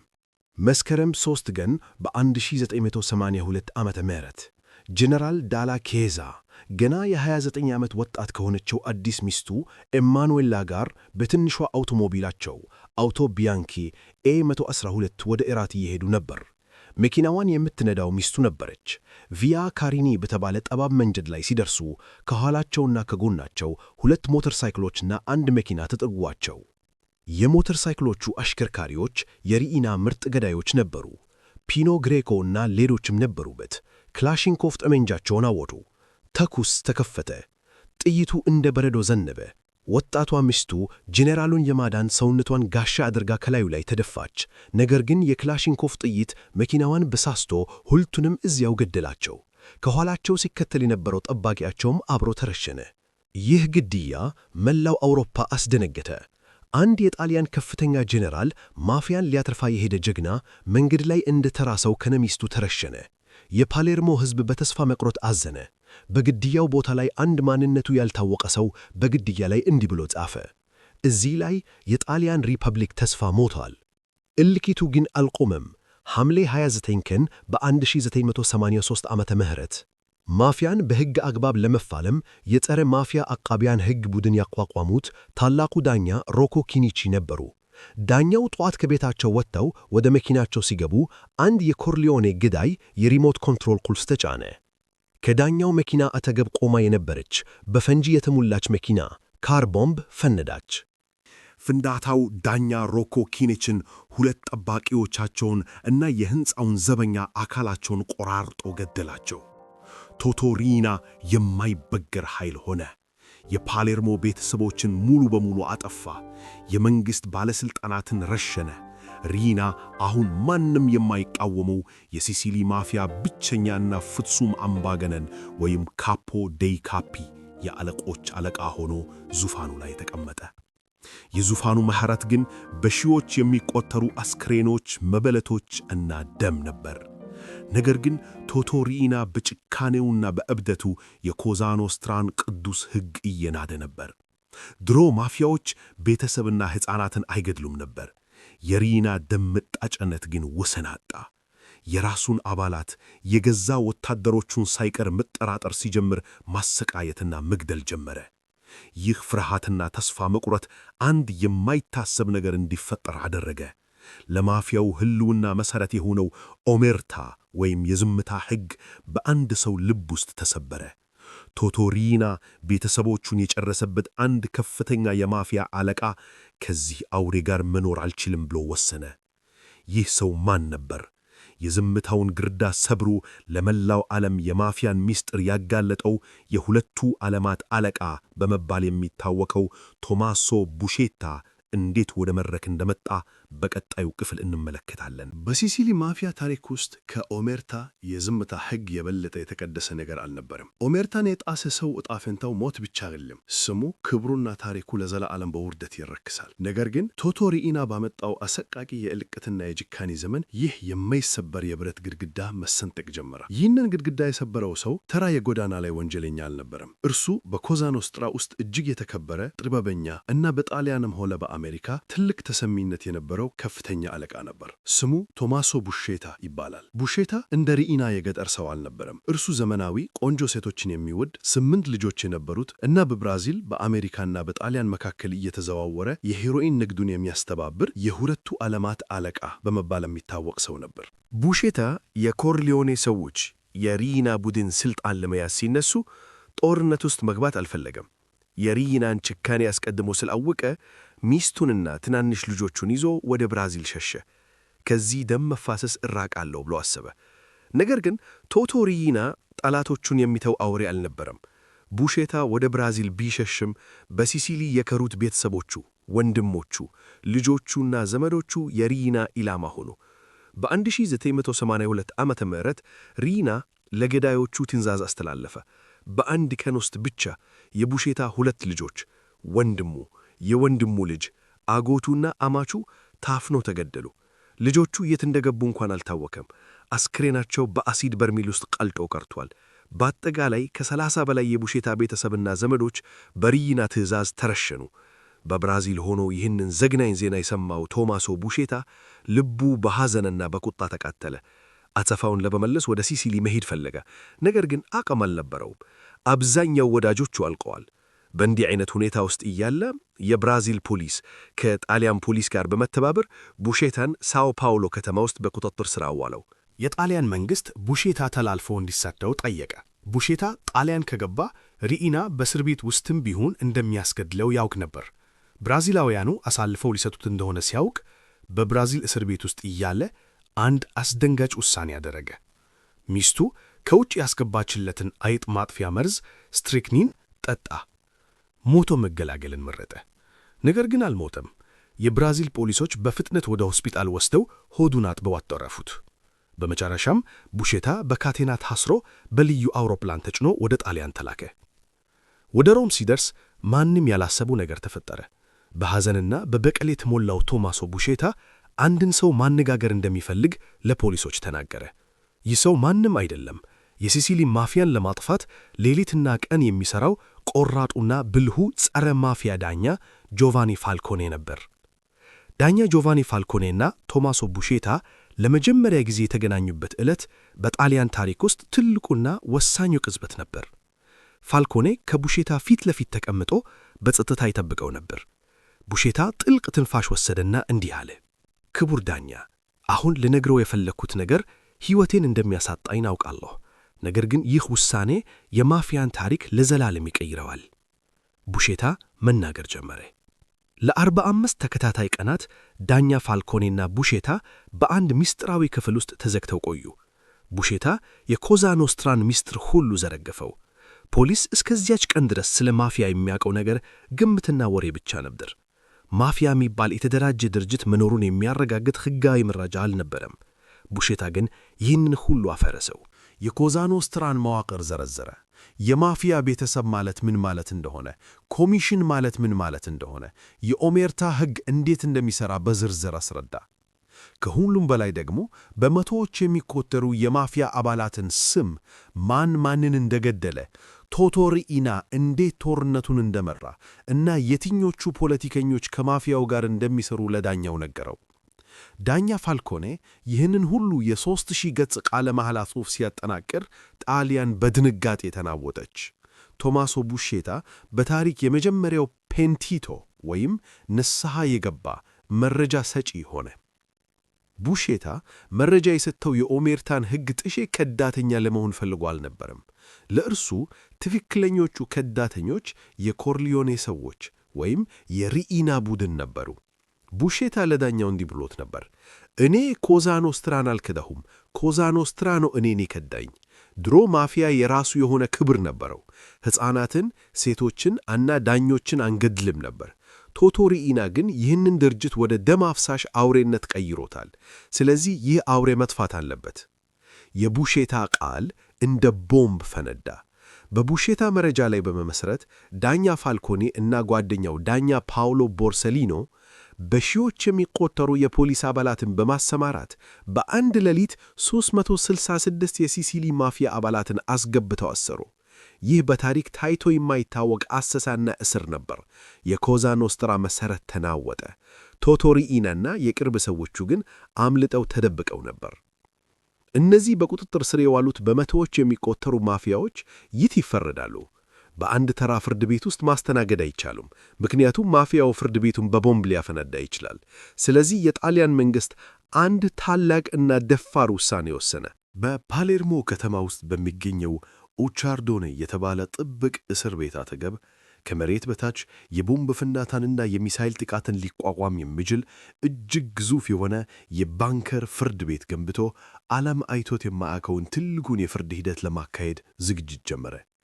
ይህ ኢል ማክሲ ፕሮሴሶ ዲ ማክሲ ትራያል የተባለው ታላቁ የፍርድ ሂደት እንዴት እንደተካሄደ፣ በመቶዎች የሚቆጠሩት ማፊያዎች በብረት ጎጃ ውስጥ ሆነው እንዴት እንደጮኹ እና ዳኛ ፋልኮኔ እንዴት በድል እንደተወጣ በቀጣዩ ክፍል የምንመለከተው ይሆናል። የካቲት 10 ቀን በ1986 ዓመተ ምህረት ፓሌርሞ ከተማ የጣሊያንና የዓለም አቀፍ ሚዲያዎች ካሜራቸውን በአንድ ግዙፍ 8 ማዕዘን ኦክታጎን ቅርጽ ባለውና አረንጓዴ ቀለም በተቀባ ሕንፃ ላይ አነጣጥረዋል። ይህ ሕንፃ ተራ ፍርድ ቤት አይደለም። ይህ አውላ ቡንከር የተባለው የሮኬት ጥቃትን መቋቋም በሚችል ወፍራም ኮንክሪት የተገነባውና ለዚህ ታሪካዊ የፍርድ ሂደት ብቻ ተብሎ በ10 ወራት ውስጥ የተሠራ ልዩ ፍርድ ቤት ነው። የፍርድ ቤቱ ውስጣዊ ገጽታ አስደንጋጭ ነበር። ግድግዳውን ተደግፈው በ30 ትላልቅ የብረት ጎጆዎች ውስጥ 475 የሲሲሊ ማፊያ ተከሳሾች ታጭቀዋል። እነዚህ ሰዎች በከተማዋ ላይ ፍርሃት የነዙ፣ ደም ያፈሰሱ እና ማንም ሊነካን አይችልም ብለው ያመኑ ገዳዮች፣ አጋጆችና አለቆች ነበሩ። አሁን ግን እንደ አውሬ በብረት ጎጆ ውስጥ ተዘግተዋል። በጎጆዎቹ ዙሪያ 3000 የካራቢኒየሪ ፖሊሶች መትረየስ ታጥቀው ይጠበቃሉ። ይህ የፍርድ ሂደት ኢል ማክሲ ፕሮቼሶ ወይም ዘ ማክሲ ትራያል በመባል ይታወቃል። በሰው ልጅ ታሪክ ውስጥ በዚህን ያህል መጠን የተካሄደ የቡድን የፍርድ ሂደት አልነበረም። የፍርድ ሂደቱን የሚመሩት ዋና ዳኛ አልፎንሶ ጆርዳኖ እና ምስክሮቹን በማቅረብ ማፊያዎቹን የሚሞግቱት አቃቢያነ ሕግ ዳኛ ጆቫኒ ፋልኮኔ እና ዳኛ ፓውሎ ቦርሴሊኖ ነበሩ። እነዚህ ሁለት የሲሲሊ ተወላጅ የሆኑ ዳኞች የማፊያን ባህል፣ ቋንቋና አስተሳሰብ በሚገባ ያውቁታል። ለዓመታት እንቅልፍ አጥፍተው የሰበሰቡትን የጣት አሻራ፣ ባንክ ሰነድና ከሁሉ በላይ ደግሞ የቶማሶ ቡሼታን የምስክርነት ቃል አዘጋጅተው ነበር የመቱት። ችሎቱ ሲጀመር በብረት ጎጆዎች ውስጥ የነበሩት ማፊያዎች ያሳዩት ባህሪ ፍጹም እብደትና የሕግ ንቀት የተሞላበት ነበር። ድምፃቸውን ከፍ አድርገው ይጮኻሉ፣ ፖሊሶችንና ዳኞችን ይሰድባሉ። አንዳንዶቹ ሲጋራ ያዳይሳሉ፣ ሌሎቹ ደግሞ ልብሳቸውን አውልጠው ግማሽ ራቁታን ይቆማሉ። ቲቶ ቡቼላቲ የተባለው አንድ ተከሳሽ አፉን በክርና በመርፌ ሰፍቶ ምንም አልናገርም በማለት የኦሜርታን ሕግ እስከ ሞት ድረስ እንደሚያከብር አሳይቷል። ሚካኤሌ ግሬኮ የተባለው እና ፖፑ ወይም ጳጳሱ በመባል የሚታወቀው ከፍተኛ የማፊያ አለቃ የፍርድ ሂደቱ ሲጀምር መጽሐፍ ቅዱስ እያነበበ ጸሎት ያደርግ ነበር። ነገር ግን የፍርድ ቤቱ ጸጥታ የተመለሰው አንድ ወሳኝ ምስክር መድረክ ላይ ሲወጣ ነበር። እርሱም የሁለቱ ዓለሞች አለቃ ቶማሶ ቡሼታ ነበር። ቡሼታ ጥቁር መነጽር አድርጎ ጸጥ ብሎ ወደ ምስክር መስጫ ሳጥኑ ገባ። በብረት ጎጆዎች ውስጥ ያሉት ማፊያዎች ሁሉም ጸጥ አሉ። አይኖቻቸው በጥላቻና በቁጣ ተሞልቶ ቡሼታ ላይ አፈጠጡ። ቡሼታ ግን አልፈራም። ወደ ማይክሮፎኑ ተጠግቶ መናገር ጀመረ። ኮዛ ኖስትራ ሚስጥራዊ ማህበረሰብ ነው። የራሱ ሕግ አለው። እዚህ በጎጆ ውስጥ የምታዩዋቸው ሰዎች ሁሉ የዚህ አጥፊ ድርጅት አባላት ናቸው። የቡሼታ ምስክርነት የፍርድ ሂደቱን አቅጣጫ ቀየረው። እርሱ እያንዳንዱን ተከሳሽ በስም እየጠራ ማን መቼ እንደገደለ፣ ማን የትኛውን ቤተሰብ እንደሚመራ በዝርዝር አስረዳ። ከዚህ በፊት አንድ ማፊያ ግድያ ሲፈጽም የሚከሰሰው እርሱ ራሱ ብቻ ነበር። ነገር ግን ዳኛ ፋልኮኔና ቡሼታ አንድ አዲስ የሕግ ጽንሰ ሐሳብ አመጡ። የማፊያ ኮሚሽን ኃላፊነት። ይህ ማለት አንድ ተራ የማፊያ ወታደር አንድን ሰው ከገደለ ይህንን ግድያ ያዘዙት የኮሚሽኑ መሪዎች እንደ ቶቶሪናና ሚካኤሌ ግሬኮ ያሉት ምንም እንኳን ግድያው ቦታ ላይ ባይገኙ ገዳዩን እንዳዘዙ ተቆጥሮ ነፍሰ ገዳዮች ተብሎ ይፈረድባቸዋል ማለት ነው። ይህ አዲስ ሕግ ኮዛ ኖስትራን አንቀጠቀጠው። የፍርድ ሂደቱ ለ2 ዓመታት ያህል ቀጠለ። የዳኞች የፖሊሶችና የጠበቆች ሕይወት ሁልጊዜ አደጋ ላይ ነበር። የማፊያው ዛቻ በየቀኑ ይመጣ ነበር። ታኅሳስ 16 ቀን በ1987 ዓ.ም ዋና ዳኛ አልፎንሶ ጆርዳኖ የፍርዱን ብይኑን ለማንበብ ተዘጋጁ። አውላ ቡንከር ፍጹም ጸጥታ ሰፈነበት። ዳኞቹ የፍርዱን ወረቀት ማንበብ ጀመሩ። በኢጣሊያን ሪፐብሊክ ስም። ውጤቱ አስደንጋጭና ታሪካዊ ነበር። ከ475ቱ ተከሳሾች ውስጥ 342ቱ ጥፋተኛ ተብለው ተፈረደባቸው። ጠቅላላ የተፈረደባቸው የእስር ዘመን ሲደመር 2665 ዓመታት ሆነ። በተጨማሪም 19 የማፊያ አለቆች የዕድሜ ልክ እስራት ተፈረደባቸው። ቶቶሪኢናና ቤርናርዶ ፕሮቬንዛኖ በቁጥጥር ስር ባይቆዩምና በሌሉበት በዕድሜ ልክ እስራት ከተቀጡት ውስጥ ዋናዎቹ ነበሩ። ሲሲሊያውያን በደስታ አለቀሱ። ፖሊሶች ተቃቀፉ። ዳኛ ፋልኮኔና ቦርሴሊኖ የብሔራዊ ጀግንነት ክብርን አገኙ። ማፊያው ፈጽሞ አይሸነፍም፣ ሊደፈር አይችልም የሚለው የዘመናት አፈ ታሪክ ፈረሰ። የጣሊያን መንግሥት ለመጀመሪያ ጊዜ በኮሳ ኖስትራ ላይ ታላቅ ድል ተቀዳጀ። ነገር ግን ኮሳ ኖስትራ እና በተለይም አውሬው ቶቶ ሪኢና ይህንን ድል በዝምታ የሚቀበሉ ሰዎች አልነበሩም። ሪኢና ተደብቆ ከነበረበት ቦታ ሆኖ የፍርዱን ዜና ሲሰማ ቁጣው የገሃነምን እሳት ይመስል ነበር። ለዓመታት የገነባው የፍርሃት ግዛት በሁለት ዳኞችና በአንድ ከዳተኛ ፈረሰበት። የማፊያው ኮሚሽን ተሰበሰበ። ሪኢና አንድና አንድ ትዕዛዝ ብቻ አስተላለፈ። እነዚህን ዳኞች አጥፏቸው፣ የጣሊያንን መንግሥት ጉልበት አስበረክኩት። ጦርነት እንፈልጋለን፣ ጦርነት እናገኛለን። ይህ ትዕዛዝ ጣሊያንን ወደ ጨለማና አሰቃይ የሽብር ዘመን ተታት። ኮሳ ኖስትራ ሽጉጡን አውርዶ ፈንጃና የጦር መሳሪያ ማንሳት ጀመረ። ታላቁ ዳኛ ጆቫኒ ፋልኮኔ ያላሰበውና በታሪክ ታይቶ የማይታወቅ አሰቃይ የቦምብ ጥቃት እንዴት እንደደረሰበት የካፓቺ ፍንዳታና የጣሊያን ሕዝብ መሪር ሐዘን በቀጣዩ ክፍል በዝርዝር የምናየው ይሆናል። የማክሲ የፍርድ ሂደት ካበቀ በኋላ የኮዛ ኖስትራ አለቆች ዕድሜ ልክ ሥርዓት ሲፈረድባቸው ቶቶ ሪኢና አንድ የመጨረሻ ተስፋ ነበረው። በይግባኝ ሰሚ ፍርድ ቤት በፖለቲከኞችና በሙስና ዳኞች አማካኝነት ፍርዱን አስቀልብሰዋለሁ ብሎ አስቦ ነበር። ለብዙ አስርተ ዓመታት ማፊያው ሲጠቀምበት የነበረው ስልት ይህ ነበር።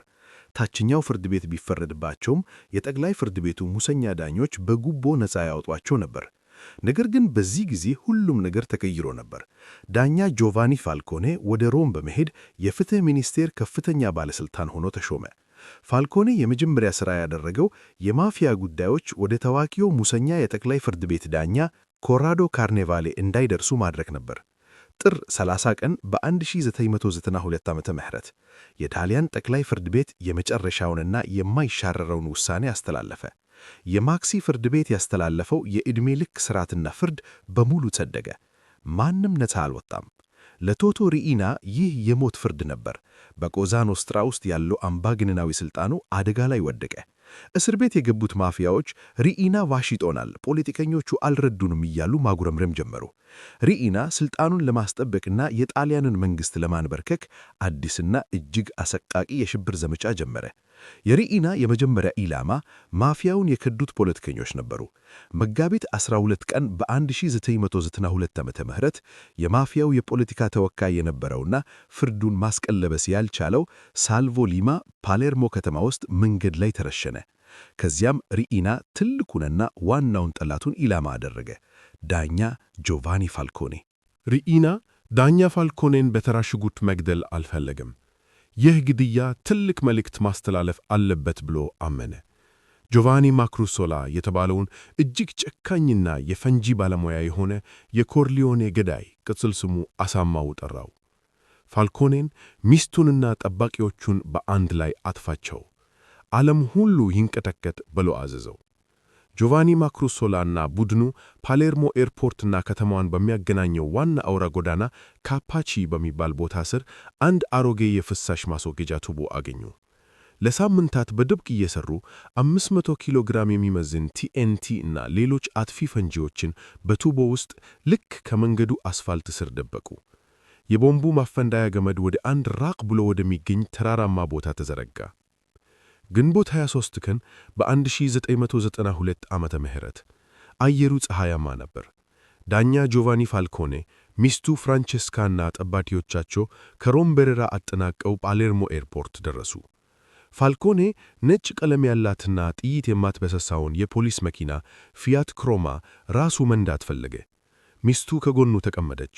ከፊትና ከኋላ የፖሊስ አጃቢ መኪኖች ሆነው በከፍተኛ ፍጥነት ወደ ፓሌርሞ ከተማ ጉዞ ጀመሩ። በካፓቺ ተራራ ላይ ጆቫኒ ማክሩሶላ የሪሞት ኮንትሮል ማፈንዳያውን ይዞ በተጠነቀቅ ቆሞ ነበር። የፋልኮኔ ነጭ መኪናና አጃቢዎቹ በሰዓት 160 ኪሎ ሜትር እየበረሩ መጡ። መኪኖቹ ልክ ፈንጂው ከተቀበረበት ቦታ ላይ ሲደርሱ ጆቫኒ ማክሩሶላ ቁልፉን ተጫነው። የዓለም መጨረሻ የሚመስል ፍንዳታ ተፈጠረ። 500 ኪሎ ግራም ፈንጂ አስፋልቱንና መሬቱን ቀዶ ወደ ሰማይ ወጣ። ከፊት ትሄድ የነበረችው የፖሊስ አጃቢ መኪና ከነውስቷ የነበሩ 3 ፖሊሶች ጋር እንደ አሻንጉሊት ወደ ሰማይ ተወርውራ ከሩቅ ቦታ ላይ ወደቀች። የፋልኮኔ ነጭ መኪና በተቀደደው አስፋልትና ግዙፍ የኮንክሪት ክምር ላይ በኃይል ተላተመች። የካፓቺ ፍንዳታ የመሬት መንቀጥቀጥ ይመስል ነበር። ዳኛ ጆቫኒ ፋልኮኔና ሚስቱ ፍራንቼስካ ሆስፒታል ሲደርሱ ሕይወታቸው አለፈ። 3ቱ ጠባቂዎቻቸውም እዚያው ሞተዋል። ይህ ዜና ጣሊያንን ብቻ ሳይሆን ዓለምን አስደነገጠ። ጣሊያናውያን በድንጋጤ ያነቡ። ፖሊሶች የፋልኮኔን አስክሬን ተሸክመው ሲሄዱ ሕዝቡ በቁጣ ወደ ጎዳና ወጣ። ማፊያ ገዳይ ነው፣ መንግሥት አቅመቢስ ነው እያሉ ጮኹ። የፋልኮኔ የቀብር ሥነ ሥርዓት የሐዘን ብቻ ሳይሆን የተቃውሞ ሰልፍ ነበር። የፋልኮኔ የቅርብ ጓደኛና የሥራ አጋር የነበረው ዳኛ ፓውሎ ቦርሴሊኖ ቀጣዩ ኢላማ እርሱ እንደሆነ ያውቅ ነበር። እኔ የሞት ፍርድ የተፈረደብኝ ግን ገና ያልተገደልኩ ሰው ነኝ በማለት ለጓደኞቹ ተናግሮ ነበር። ቦርሴሊኖ የፋልኮኔን ግድያ ለማጣራት ሌሊትና ቀን መስራት ጀመረ። ነገር ግን ቶቶ ሪኢና ጊዜ አልሰጠውም። ከካፓቺ ፍንዳታ ከ57 ቀናት በኋላ ሐምሌ 19 ቀን በ1992 ዓመተ ምህረት ዳኛ ፓውሎ ቦርሴሊኖ እናቷን ለመጠየቅ ፓሌርሞ ውስጥ የሚገኘው ቪያ ዲአሜሊዮ ጎዳና አቃና። መኪናውን አቁሞ ከተባኪዎቹ ጋር ወደ እናቱ አፓርታማ በር ሲቃረብ መንገድ ዳር ቆማ የነበረች አንዲት ፊያት 126 መኪና በከፍተኛ ኃይል ፈነዳች። መኪናዋ ውስጥ 100 ኪሎ ግራም የፕላስቲክ ፈንጂ ተደብቆ ነበር። ፍንዳታው ዳኛ ፓውሎ ቦርሴሊኖንና 5 የፖሊስ ጠባቂዎቹን አንዲት የመጀመሪያዋን ጣሊያናዊት ሴት ጠባቂ ጨምሮ አካላቸውን ብትንትኑን አወጣው። ቪያ ዲአሜሊዮ የጦርነት ቀጠና መሰለ። መኪኖች እየነደዱ፣ ሕንፃዎች ፈርሰው ነበር። የእነዚህ ሁለት ታላቅ ጸረ ማፊያ ጀግኖች መገደል የቶቶ ሪኢና የመጨረሻው የድል አክሊል ይመስል ነበር። ማፊያው አሸነፈ፣ መንግሥት ተንበረከከ የሚል ስሜት በሲሲሊ ተፈጠረ። ነገር ግን ሪኢና አንድ ትልቅ ስህተት ሰርቶ ነበር። ይህንን ያህል ከፍተኛ የሽብር ድርጊት መፈጸሙ የጣሊያንን ሕዝብና መንግሥት ከፍርሃት አውድቶ ወደ በቀልና ቆራጥነት ቀይረው። ጣሊያን ቆረጠች። ይህ ነገር ማብቃት አለበት አለች። መንግሥት ከዚህ በፊት ታይቶ በማይታወቅ ሁኔታ 7,000 የጣሊያን ጦር ወታደሮችን በሲሲሊ ጎዳናዎች ላይ አሰማራ። ኦፕሬሽን ቪስፕሪ ሲሲሊያኒ። ፓሌርሞ በወታደራዊ ቁጥጥር ስር ወደቀች። አዲስና እጅግ ጥብቅ የሆነ ሕግ አንቀጽ 416 ቢስ አርቲክል 41 ቢስ ጸደቀ። ይህ ሕግ የታሰሩ የማፊያ አለቆችን በብቸኝነት ሶሊተሪ ኮንፋይንመንት እንዲታሰሩ፣ ቤተሰብ እንዳያገኙ፣ ቴሌቪዥን እንዳያዩ እና ከማንም ጋር እንዳይነጋገሩ የሚያደርግ የሲኦል ሕግ ነበር። ፖሊስ አውሬውን ቶቶ ሪኢናን ለመያዝ ከዚህ በፊት ታይቶ በማይታወቅ አደን ጀመረ። የፋልኮኔና ቦርሴሊኖ ደም መሬት ላይ አልቀረም። የሲሲሊ ሕዝብ ለመጀመሪያ ጊዜ ኦሜርታን ትቶ በየበረንዳው ላይ ማፊያ ከሲሲሊ ይውጣ የሚል ጽሑፍ የሰፈረባቸውን አንሶላዎች ማንጠልጠል ጀመረ። ይህ ታላቅ የመንግሥት ቁጣ ለ23 ዓመታት ተደብቆ የኖረውንና አውሬው የተባለውን ቶቶ ሪኢናን እንዴት በቁጥጥር ስር እንዳዋለው እና ከእርሱ በኋላ የመጣው ትራክተሩ ቤርናርዶ ፕሮቬንዛኖ ማፊያውን ወደ ምስጢራዊ መንፈስ እንዴት እንደለወጠው በቀጣዩ ክፍል እንመለከታለን።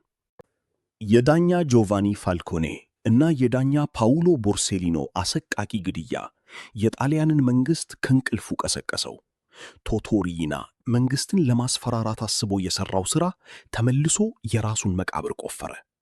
የጣሊያን ፖሊስና የካራቢኒየሪ ልዩ ኃይል ሮስ የኮዛ ኖስትራን የበላይ አለቃ አውሬውን ቶቶ ሪኢናን ለማደን ሌሊትና ቀን እንቅልፍ አጡ። ችግሩ ግን ቶቶ ሪኢናን ማግኘት ቀላል አልነበረም። ለ23 ዓመታት ተደብቆ የኖረ ፈንጂ ነው። ፖሊስ በእጁ ያለው የሪኢና ፎቶግራፍ ገና በወጣትነቱ በ1960ዎቹ የተነሳው የደበዘዘ ጥቁርና ነጭ ፎቶ ብቻ ነበር። አሁን ምን እንደሚመስል፣ የት እንደሚኖር ማንም አያውቅ። ነገር ግን ማፊያን የሚያጠፋው ሌላ ማንም ሳይሆን የራሱ የማፊያ አባላት ክህደት ነው። ባልዱቺዮ ዲማጂዮ የተባለ የሪኢና የቀድሞ ሹፌር እና ታማኝ አባል በፖሊስ ሲያዝ የኦሜርታን ሕግ ሰብሮ መረጃ ሰጪ ፔንቲቶ ሆነ። ይህ ሹፌር ሪኢና የት እንደሚኖር፣ ልጆቹን የት ትምህርት ቤት እንደሚያስገባ እና መቼ ከቤቱ እንደሚወጣ ለፖሊስ በዝርዝር ነገራቸው። ጥር 15 ቀን በ1993 ዓ.ም ጠዋት ላይ ፓሌርሞ ከተማ ካፒቴን ኡልቲሞ መኪናዋ በትራፊክ መብራት ላይ ስትቆም ካፒቴን ኡልቲሞና ሰዎቹ ከመኪናዎቻቸው ዘለው ወረዱ። ሽጉጦቻቸውን መዘዙ። የሪኢናን መኪና ከበቧት። በሩን በኃይል ከፈቱት። ካፒቴኑ የሪኢናን ክንድ ይዞ ወደ ውጭ አወጣው። ሳልቫቶሬ ሪኢና ነህ ሲል ፖሊሱ ጠየቀ። ሪኢና አልተደናገጠም። ፊቱ ላይ ምንም አይነት ፍርሃት አልነበረም። በለዘበ ድምፅ እንዲህ ሲል መለሰ። እኔ ምስኪን የሂሳብ ሠራተኛ ነኝ። እናንተ ተሳስታችኋል። ነገር ግን ጨዋታው አብቅቶ ነበር። ለ23 ዓመታት የሲሲሊን ደም ያጠጣው፣ በሺዎች የሚቆጠሩ ሰዎችን ያስገደለው እና ዳኞችን በቦምብ ያፈነዳው አውሬው በመጨረሻ በካቴና ታሰረ። የሪኢና መያዝ በጣሊያን ታሪክ ውስጥ ታላቁ የፖሊስ ድል ነበር። ፖሊሶች በደስታ ተቃቀፉ። ዜናው በመላው ዓለም ተሰራጨ።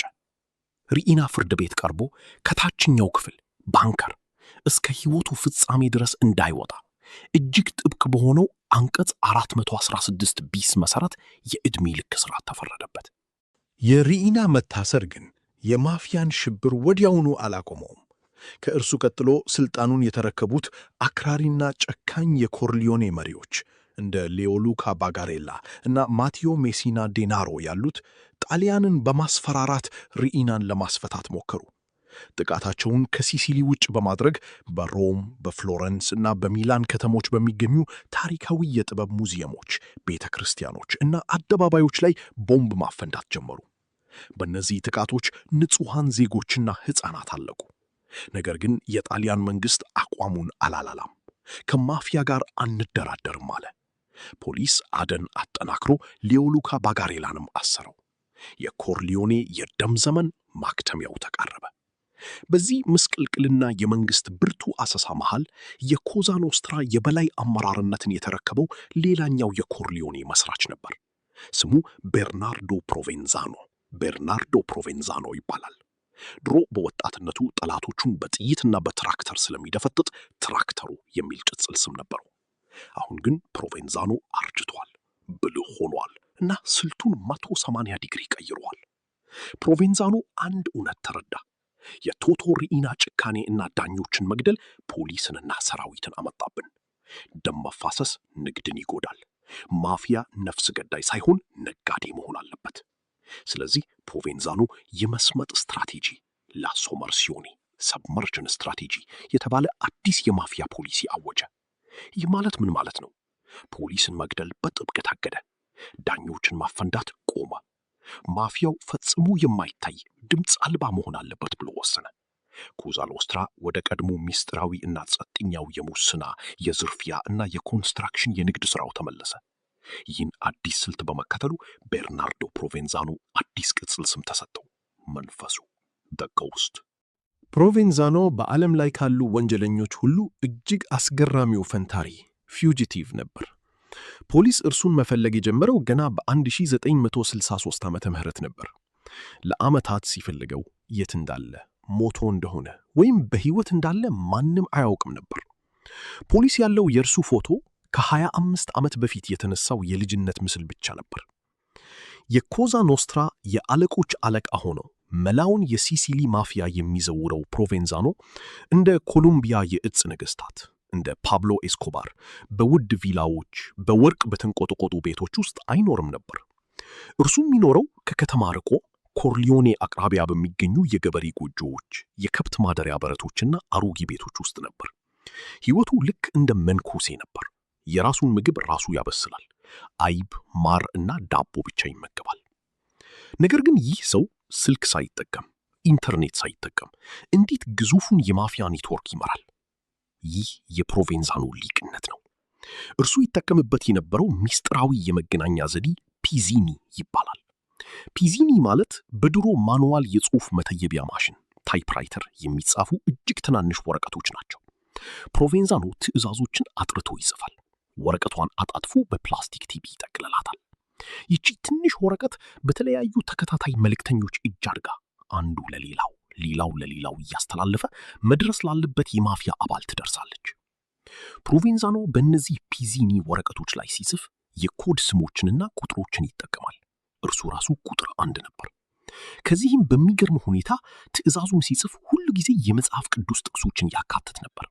እግዚአብሔር ፈቃዱ ከሆነ እግዚአብሔር ይጠብቅ እያለ ግድያንና የገንዘብ ዘረፋን ያዝዝ ነበር። ለ43 ዓመታት የጣሊያን ፖሊስ ይህንን መንፈስ ሊይዘው አልቻለም። ነገር ግን ምንም እንኳን ማፊያው ድምፅ አልባ ቢሆንም የፖሊስ ቴክኖሎጂና ትዕግስት እያደገ መጣ። ፖሊስ ፕሮቬንዛኖን ለማግኘት እርሱ ራሱን መከታተል አቆመ፣ ምክንያቱም ማንም አያየው። ከዚህ ይልቅ የፖሊስ መርማሪዎች የፕሮቬንዛኖን ቤተሰቦችና የልብስ ማጠቢያ ሎንድሪ መከታተል ጀመሩ። አዎ፣ የልብስ ማጠቢያ። ፕሮቬንዛኖ ሚስቱ ከምታጥብለት ንጹሕ ልብስ ውጪ አይለብስም ነበር። ፖሊሶች በኮርሊዮኔ ከተማ በሚገኘው የሚስቱ ቤት ዙሪያ ምስጢራዊ ካሜራዎችን ተከሉ። ሚስቱ ንጹሕ የውስጥ ልብሶችንና ምግብ በፓኬት ጠቅልላ ለአንድ ሰው ስትሰጥ አዩ። ያ ሰው ፓኬቱን ወስዶ ለሌላ ሰው ሰጠው። ያኛው ሰው ደግሞ መኪና እየነዳ ወደ ገጠር ሄዶ ለሌላ ሰው አስተላለፈው። ፖሊሶች ይህንን የፓኬት ጉዞ በከፍተኛ ጥንቃቄና በድብቅ ካሜራዎች ለቀናት ተከታተሉት። በመጨረሻም ፓኬቱ የደረሰው ከኮርሊዮኔ ከተማ ጥቂት ኪሎ ሜትሮች ርቃ በምትገኝ ሞንታኒያ ዴይ ካቫሊ በተባለች የተራራ ላይ የገበሬ ጎጆ ውስጥ ነበር። ሚያዝያ 11 ቀን በ2006 ዓመተ ምህረት በመቶዎች የሚቆጠሩ የፖሊስ ልዩ ኃይሎች ጎጆዋን ከበቧት። በሩን ሰብሮ ሲገቡ አንድ አረጋዊ ሽማግሌ ፊቱ ላይ ምንም ድንጋጤ ሳይታይ አልጋው ላይ ተቀምጦ አዩት። በክፍሉ ውስጥ አሮጌ የጽሑፍ የቤርናርዶ ፕሮቬንዛኖ ወይም መንፈሱ መያዝ ለሲሲሊ ማፊያ ኮዛ ኖስትራ ታላቅ የምዕራፍ መዘጋት ነበር። የኮርሊዮኔ ሰዎች ዘ ኮርሊዮኔሲ በጭካኔና በደም ያነጹት የፍርሃት ግንብ ሙሉ በሙሉ ፈረሰ። ቶቶሪና እና ቤርናርዶ ፕሮቬንዛኖ ሁለቱም በእስር ቤት ውስጥ የፀሐይ ብርሃን ሳያዩ እና ከማንም ጋር ሳይነጋገሩ በአንቀጽ 416 ቢስ ጥብቅ ሕግ መሠረት በእርጅናና በበሽታ ሞቱ። ነገር ግን አንድ ሰው አሁንም ነፃ ነበር። እርሱም የመጨረሻው ጎድፋዘር the last godfather በመባል የሚታወቀው ማቴዎ ሜሲና ዴናሮ ነበር። ዴናሮ እንደ አሮጌዎቹ አለቆች ገበሬ አልነበረም።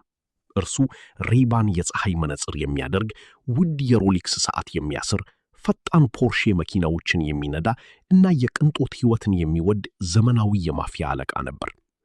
ዴናሮ እኔ በገደልኳቸው ሰዎች ብቻ አንድ ሙሉ የመቃብር ስፍራ መሙላት እችላለሁ ብሎ ይፎክር የነበረ እጅግ ጨካኝ ገዳይ ነው። ከዳኛ ጆቫኒ ፋልኮኔ ግድያ ጀምሮ በጣሊያን ሙዚየሞች ላይ እስከ ተፈጸሙት የቦምብ ጥቃቶች ድረስ እጁ አለበት ተብሎ በፖሊስ ይፈለግ ነበር። ለ30 ዓመታት ያህል ማቴዎ ሜሲና ዴናሮ እንደ ውሃ ሆኖ ከፖሊስ እጅ አፈትልኮ ኖረ። የጣሊያን መንግስት በሚሊዮን የሚቆጠር ዩሮ አውጥቶ ቤተሰቦቹን፣ እህቶቹን እና የቅርብ ጓደኞቹን ሁሉ አሰረበት። ነገር ግን እርሱን ሊያገኙት አልቻሉም። በመጨረሻ ግን ምንም ያህል የእርሱ መሞት የድሮውን የማፊያ ዘመን፣ የቦምብ የተኩስና የደም ዘመን ሙሉ በሙሉ ዘጋው። ታዲያ ዛሬ በ2024 ዓመተ ምህረት የሲሲሊ ማፊያ የት አለ? ሞቷል ወይስ አሁንም በሕይወት አለ? እውነታው ይህ ነው። ማፊያው አልሞተም፣ ነገር ግን ቆዳውን ቀይሯል። ዘመናዊው ኮዛ ኖስትራ ቤርናርዶ ፕሮቬንዛኖ የተወውን የመስመጥ ስትራቴጂ በሚገባ ተምሮበታል። የዛሬው ማፊያ መንገድ ላይ ሰው አይገድልም፣ ቦምብ አያፈነዳም፣ ዳኞችን አያስፈራራም። ምክንያቱም ደም መፋሰስ የፖሊስን ትኩረት እንደሚስብ እና ንግድን እንደሚያበላሽ ጠንቅቀው አውቀዋል። በምትኩ የዛሬው ኮዛ ኖስትራ ወደ ነጭ ኮሌታ ዋይት ኮላር ወንጀል ተሸጋግሯል። ማፊያዎቹ አሁን ጠመንጃ ያነገቡ ገዳዮች ሳይሆኑ ላፕቶፕ የያዙ የኢኮኖሚ ባለሙያዎች፣ የባንክ ባለሙያዎች፣ ጠበቆች እና የኮምፒውተር ኢንጂነሮች ናቸው። ንግድና ኮንስትራክሽን አሁንም ድረስ በሲሲሊ ውስጥ የጥበቃ ገንዘብ ፒዞ መክፈል አለ። ነገር ግን አሁን ማፊያው ጠመንጃ አውጥቶ አያስፈራራም። ከዚህ ይልቅ በሱፐርማርኬቶች፣ በሆቴሎች እና በኮንስትራክሽን ዘርፍ ውስጥ ሕጋዊ በሚመስሉ ኩባንያዎች ስም ኢንቨስት ያደርጋሉ። የአውሮፓ ህብረት ፈንድ ኢዩ ፈንድስ ማፊያው አሁን ከሄሮይን ንግድ ይልቅ የአውሮፓ ህብረት ለግብርና እና ለታዳሽ ኃይል እንደ ንፋስ ኃይል ማመንጫዎች የሚሰጠውን በቢሊየን የሚቆጠር ዩሮ በሙስናና በውሸት ኩባንያዎች መመዝበር ላይ ትኩረት አድርጓል። ክሪፕቶ ከረንሲ ፖሊስ የባንክ ሂሳብን ስለሚቆጣጠር ዘመናዊው ማፊያ ጥቁር ገንዘቡን ወደ ክሪፕቶ እንደ ቢትኮይን በመቀየር ማንም በማያገኘው መንገድ በዓለም ዙሪያ ያዘወረዋል። የቆሻሻ አያያዝ ዌስት ማኔጅመንት ማፊያው የጣሊያንን የቆሻሻ አወጋገድ ኮንትራቱን በመቆጣጠር መርዛማ የኬሚካል ቆሻሻዎችን በድብቅ በመቀበር ይህም የእሳት ምድር ወይም ቴራ ዴይ ፎቺ የሚባለውን የካንሰር ቀውስ አስከትሏል። ከፍተኛ ትርፍ ያገኛል። ከዚህም ባሻገር ዛሬ በጣሊያን ውስጥ የሲሲሊው ኮዛ ኖስትራ ብቻውን አደገኛ ኃይል አይደለም። ከሲሲሊ ውጭ በካላብሪያ ክልል የሚገኘው እንድራንጌታ የተባለው ሌላው የማፊያ ቡድን ዛሬ የአውሮፓን የኮካይን ንግድ ሙሉ በሙሉ ወደ ኋላ መለስ ብለን የሲሲሊ ማፊያን ኮዛ ኖስትራን ታሪክ ስንመለከት አንድ ትልቅ እውነት እንማራለን። ይህ ምስጢራዊ ድርጅት በ19ኛው መቶ ክፍለ ዘመን የሎሚ እርሻዎችን ከሚጠብቁ ጥቂት ገበሬዎች ተነስቶ የዓለምን ምጣኔ ሀብት እስካናወጠ፣ የራሱን አገር መንግሥት እስከገዳደረበት ደረጃ የደረሰው በአንድ ምክንያት ብቻ ነው። እርሱም የሰዎች ፍርሃትና ዝምታ ነው። ማፊያው ኃይል ያገኘው ጠመንጃ ስላለው ብቻ አይደለም። ማፊያው ኃይል ያገኘው መንግሥት ደካማ ሲሆን፣ ፖለቲከኞች ሙሰኛ ሲሆኑ እና ከሁሉም በላይ ደግሞ ሕዝቡ ሲፈራና ሲያጎበድድ ነው። የኦሜርታ የዝምታ ሕግ ማፊያን ከምንም ነገር በላይ የጠበቀው የብረት ጋሻ ነበር። ነገር ግን የዳኛ ጆቫኒ ፋልኮኔ እና የዳኛ ፓውሎ ቦርሴሊኖ ደም በከንቱ አልፈሰሰም። የእነርሱ መሥዋዕትነት የሲሲሊን ሕዝብ ዓይን ከፍቶታል። ዛሬ በፓሌርሞ ጎዳናዎች ላይ ወጣቶች ለማፊያ አንከፍልም፣ አዲዮ ፒዞ የሚል ንቅናቄ ፈጥረዋል። ሆኖም ግን ማፊያ የሚባል በሽታ ልክ እንደ ቫይረስ ነው። አትገድለውም፣ ታዳክመዋለህ እንጂ። መድኃኒት ስታገኝለት እርሱ ራሱን አሻሽሎ በሌላ መልክ ብቅ ይላል። ከገጠር ጠባቂነት ወደ ሄሮይን ነጋዴነት፣ ወደ ቦምብ አጥፊነት፣ አሁን ደግሞ ወደ ስማርትፎንና ክሪፕቶ ከረንሲ ተጠቃሚ የኢኮኖሚ አሻጥር ተቀይሯል። የማፊያ ታሪክ የሰው ልጅ የስግብግብነት፣ የጭካኔ እና የገንዘብ ፍቅር ታሪክ ነው። አውሬው ቶቶሪኢና ሞቶ ሊሆን ይችላል። ነገር ግን የኛ ጉዳይ ኮዛ ኖስትራ አሁንም በጨለማ ውስጥ በሹክሹክታ እያወራ አዳዲስ ምዕራፎችን መጻፉን ቀጥሏል። የሲሲሊ ሎሚዎች አሁንም ያበባሉ፣ አሁንም ፍሬ ይሰጣሉ። በሥራቸው ግን የዘመናት ደምና እንባ ተቀብሮ ይገኛል። ይህ የሲሲሊ ማፊያ ኮዛ ኖስትራ ሙሉ ታሪክ ነበር። ለተጨማሪ እንዲህ አይነት ጥልቅና አስገራሚ ታሪኮች የድንቅ ታሪኮች ቻናላችንን ሰብስክራይብ በማድረግ የደውል ምልክቷን መጫኑን አይርሱ። ቪዲዮውን ላይክ አድርገው ለወዳጁ ያጋሩ። በሌላ ድንቅ ታሪክ እስክንገናኝ ቸርን ሰንበት።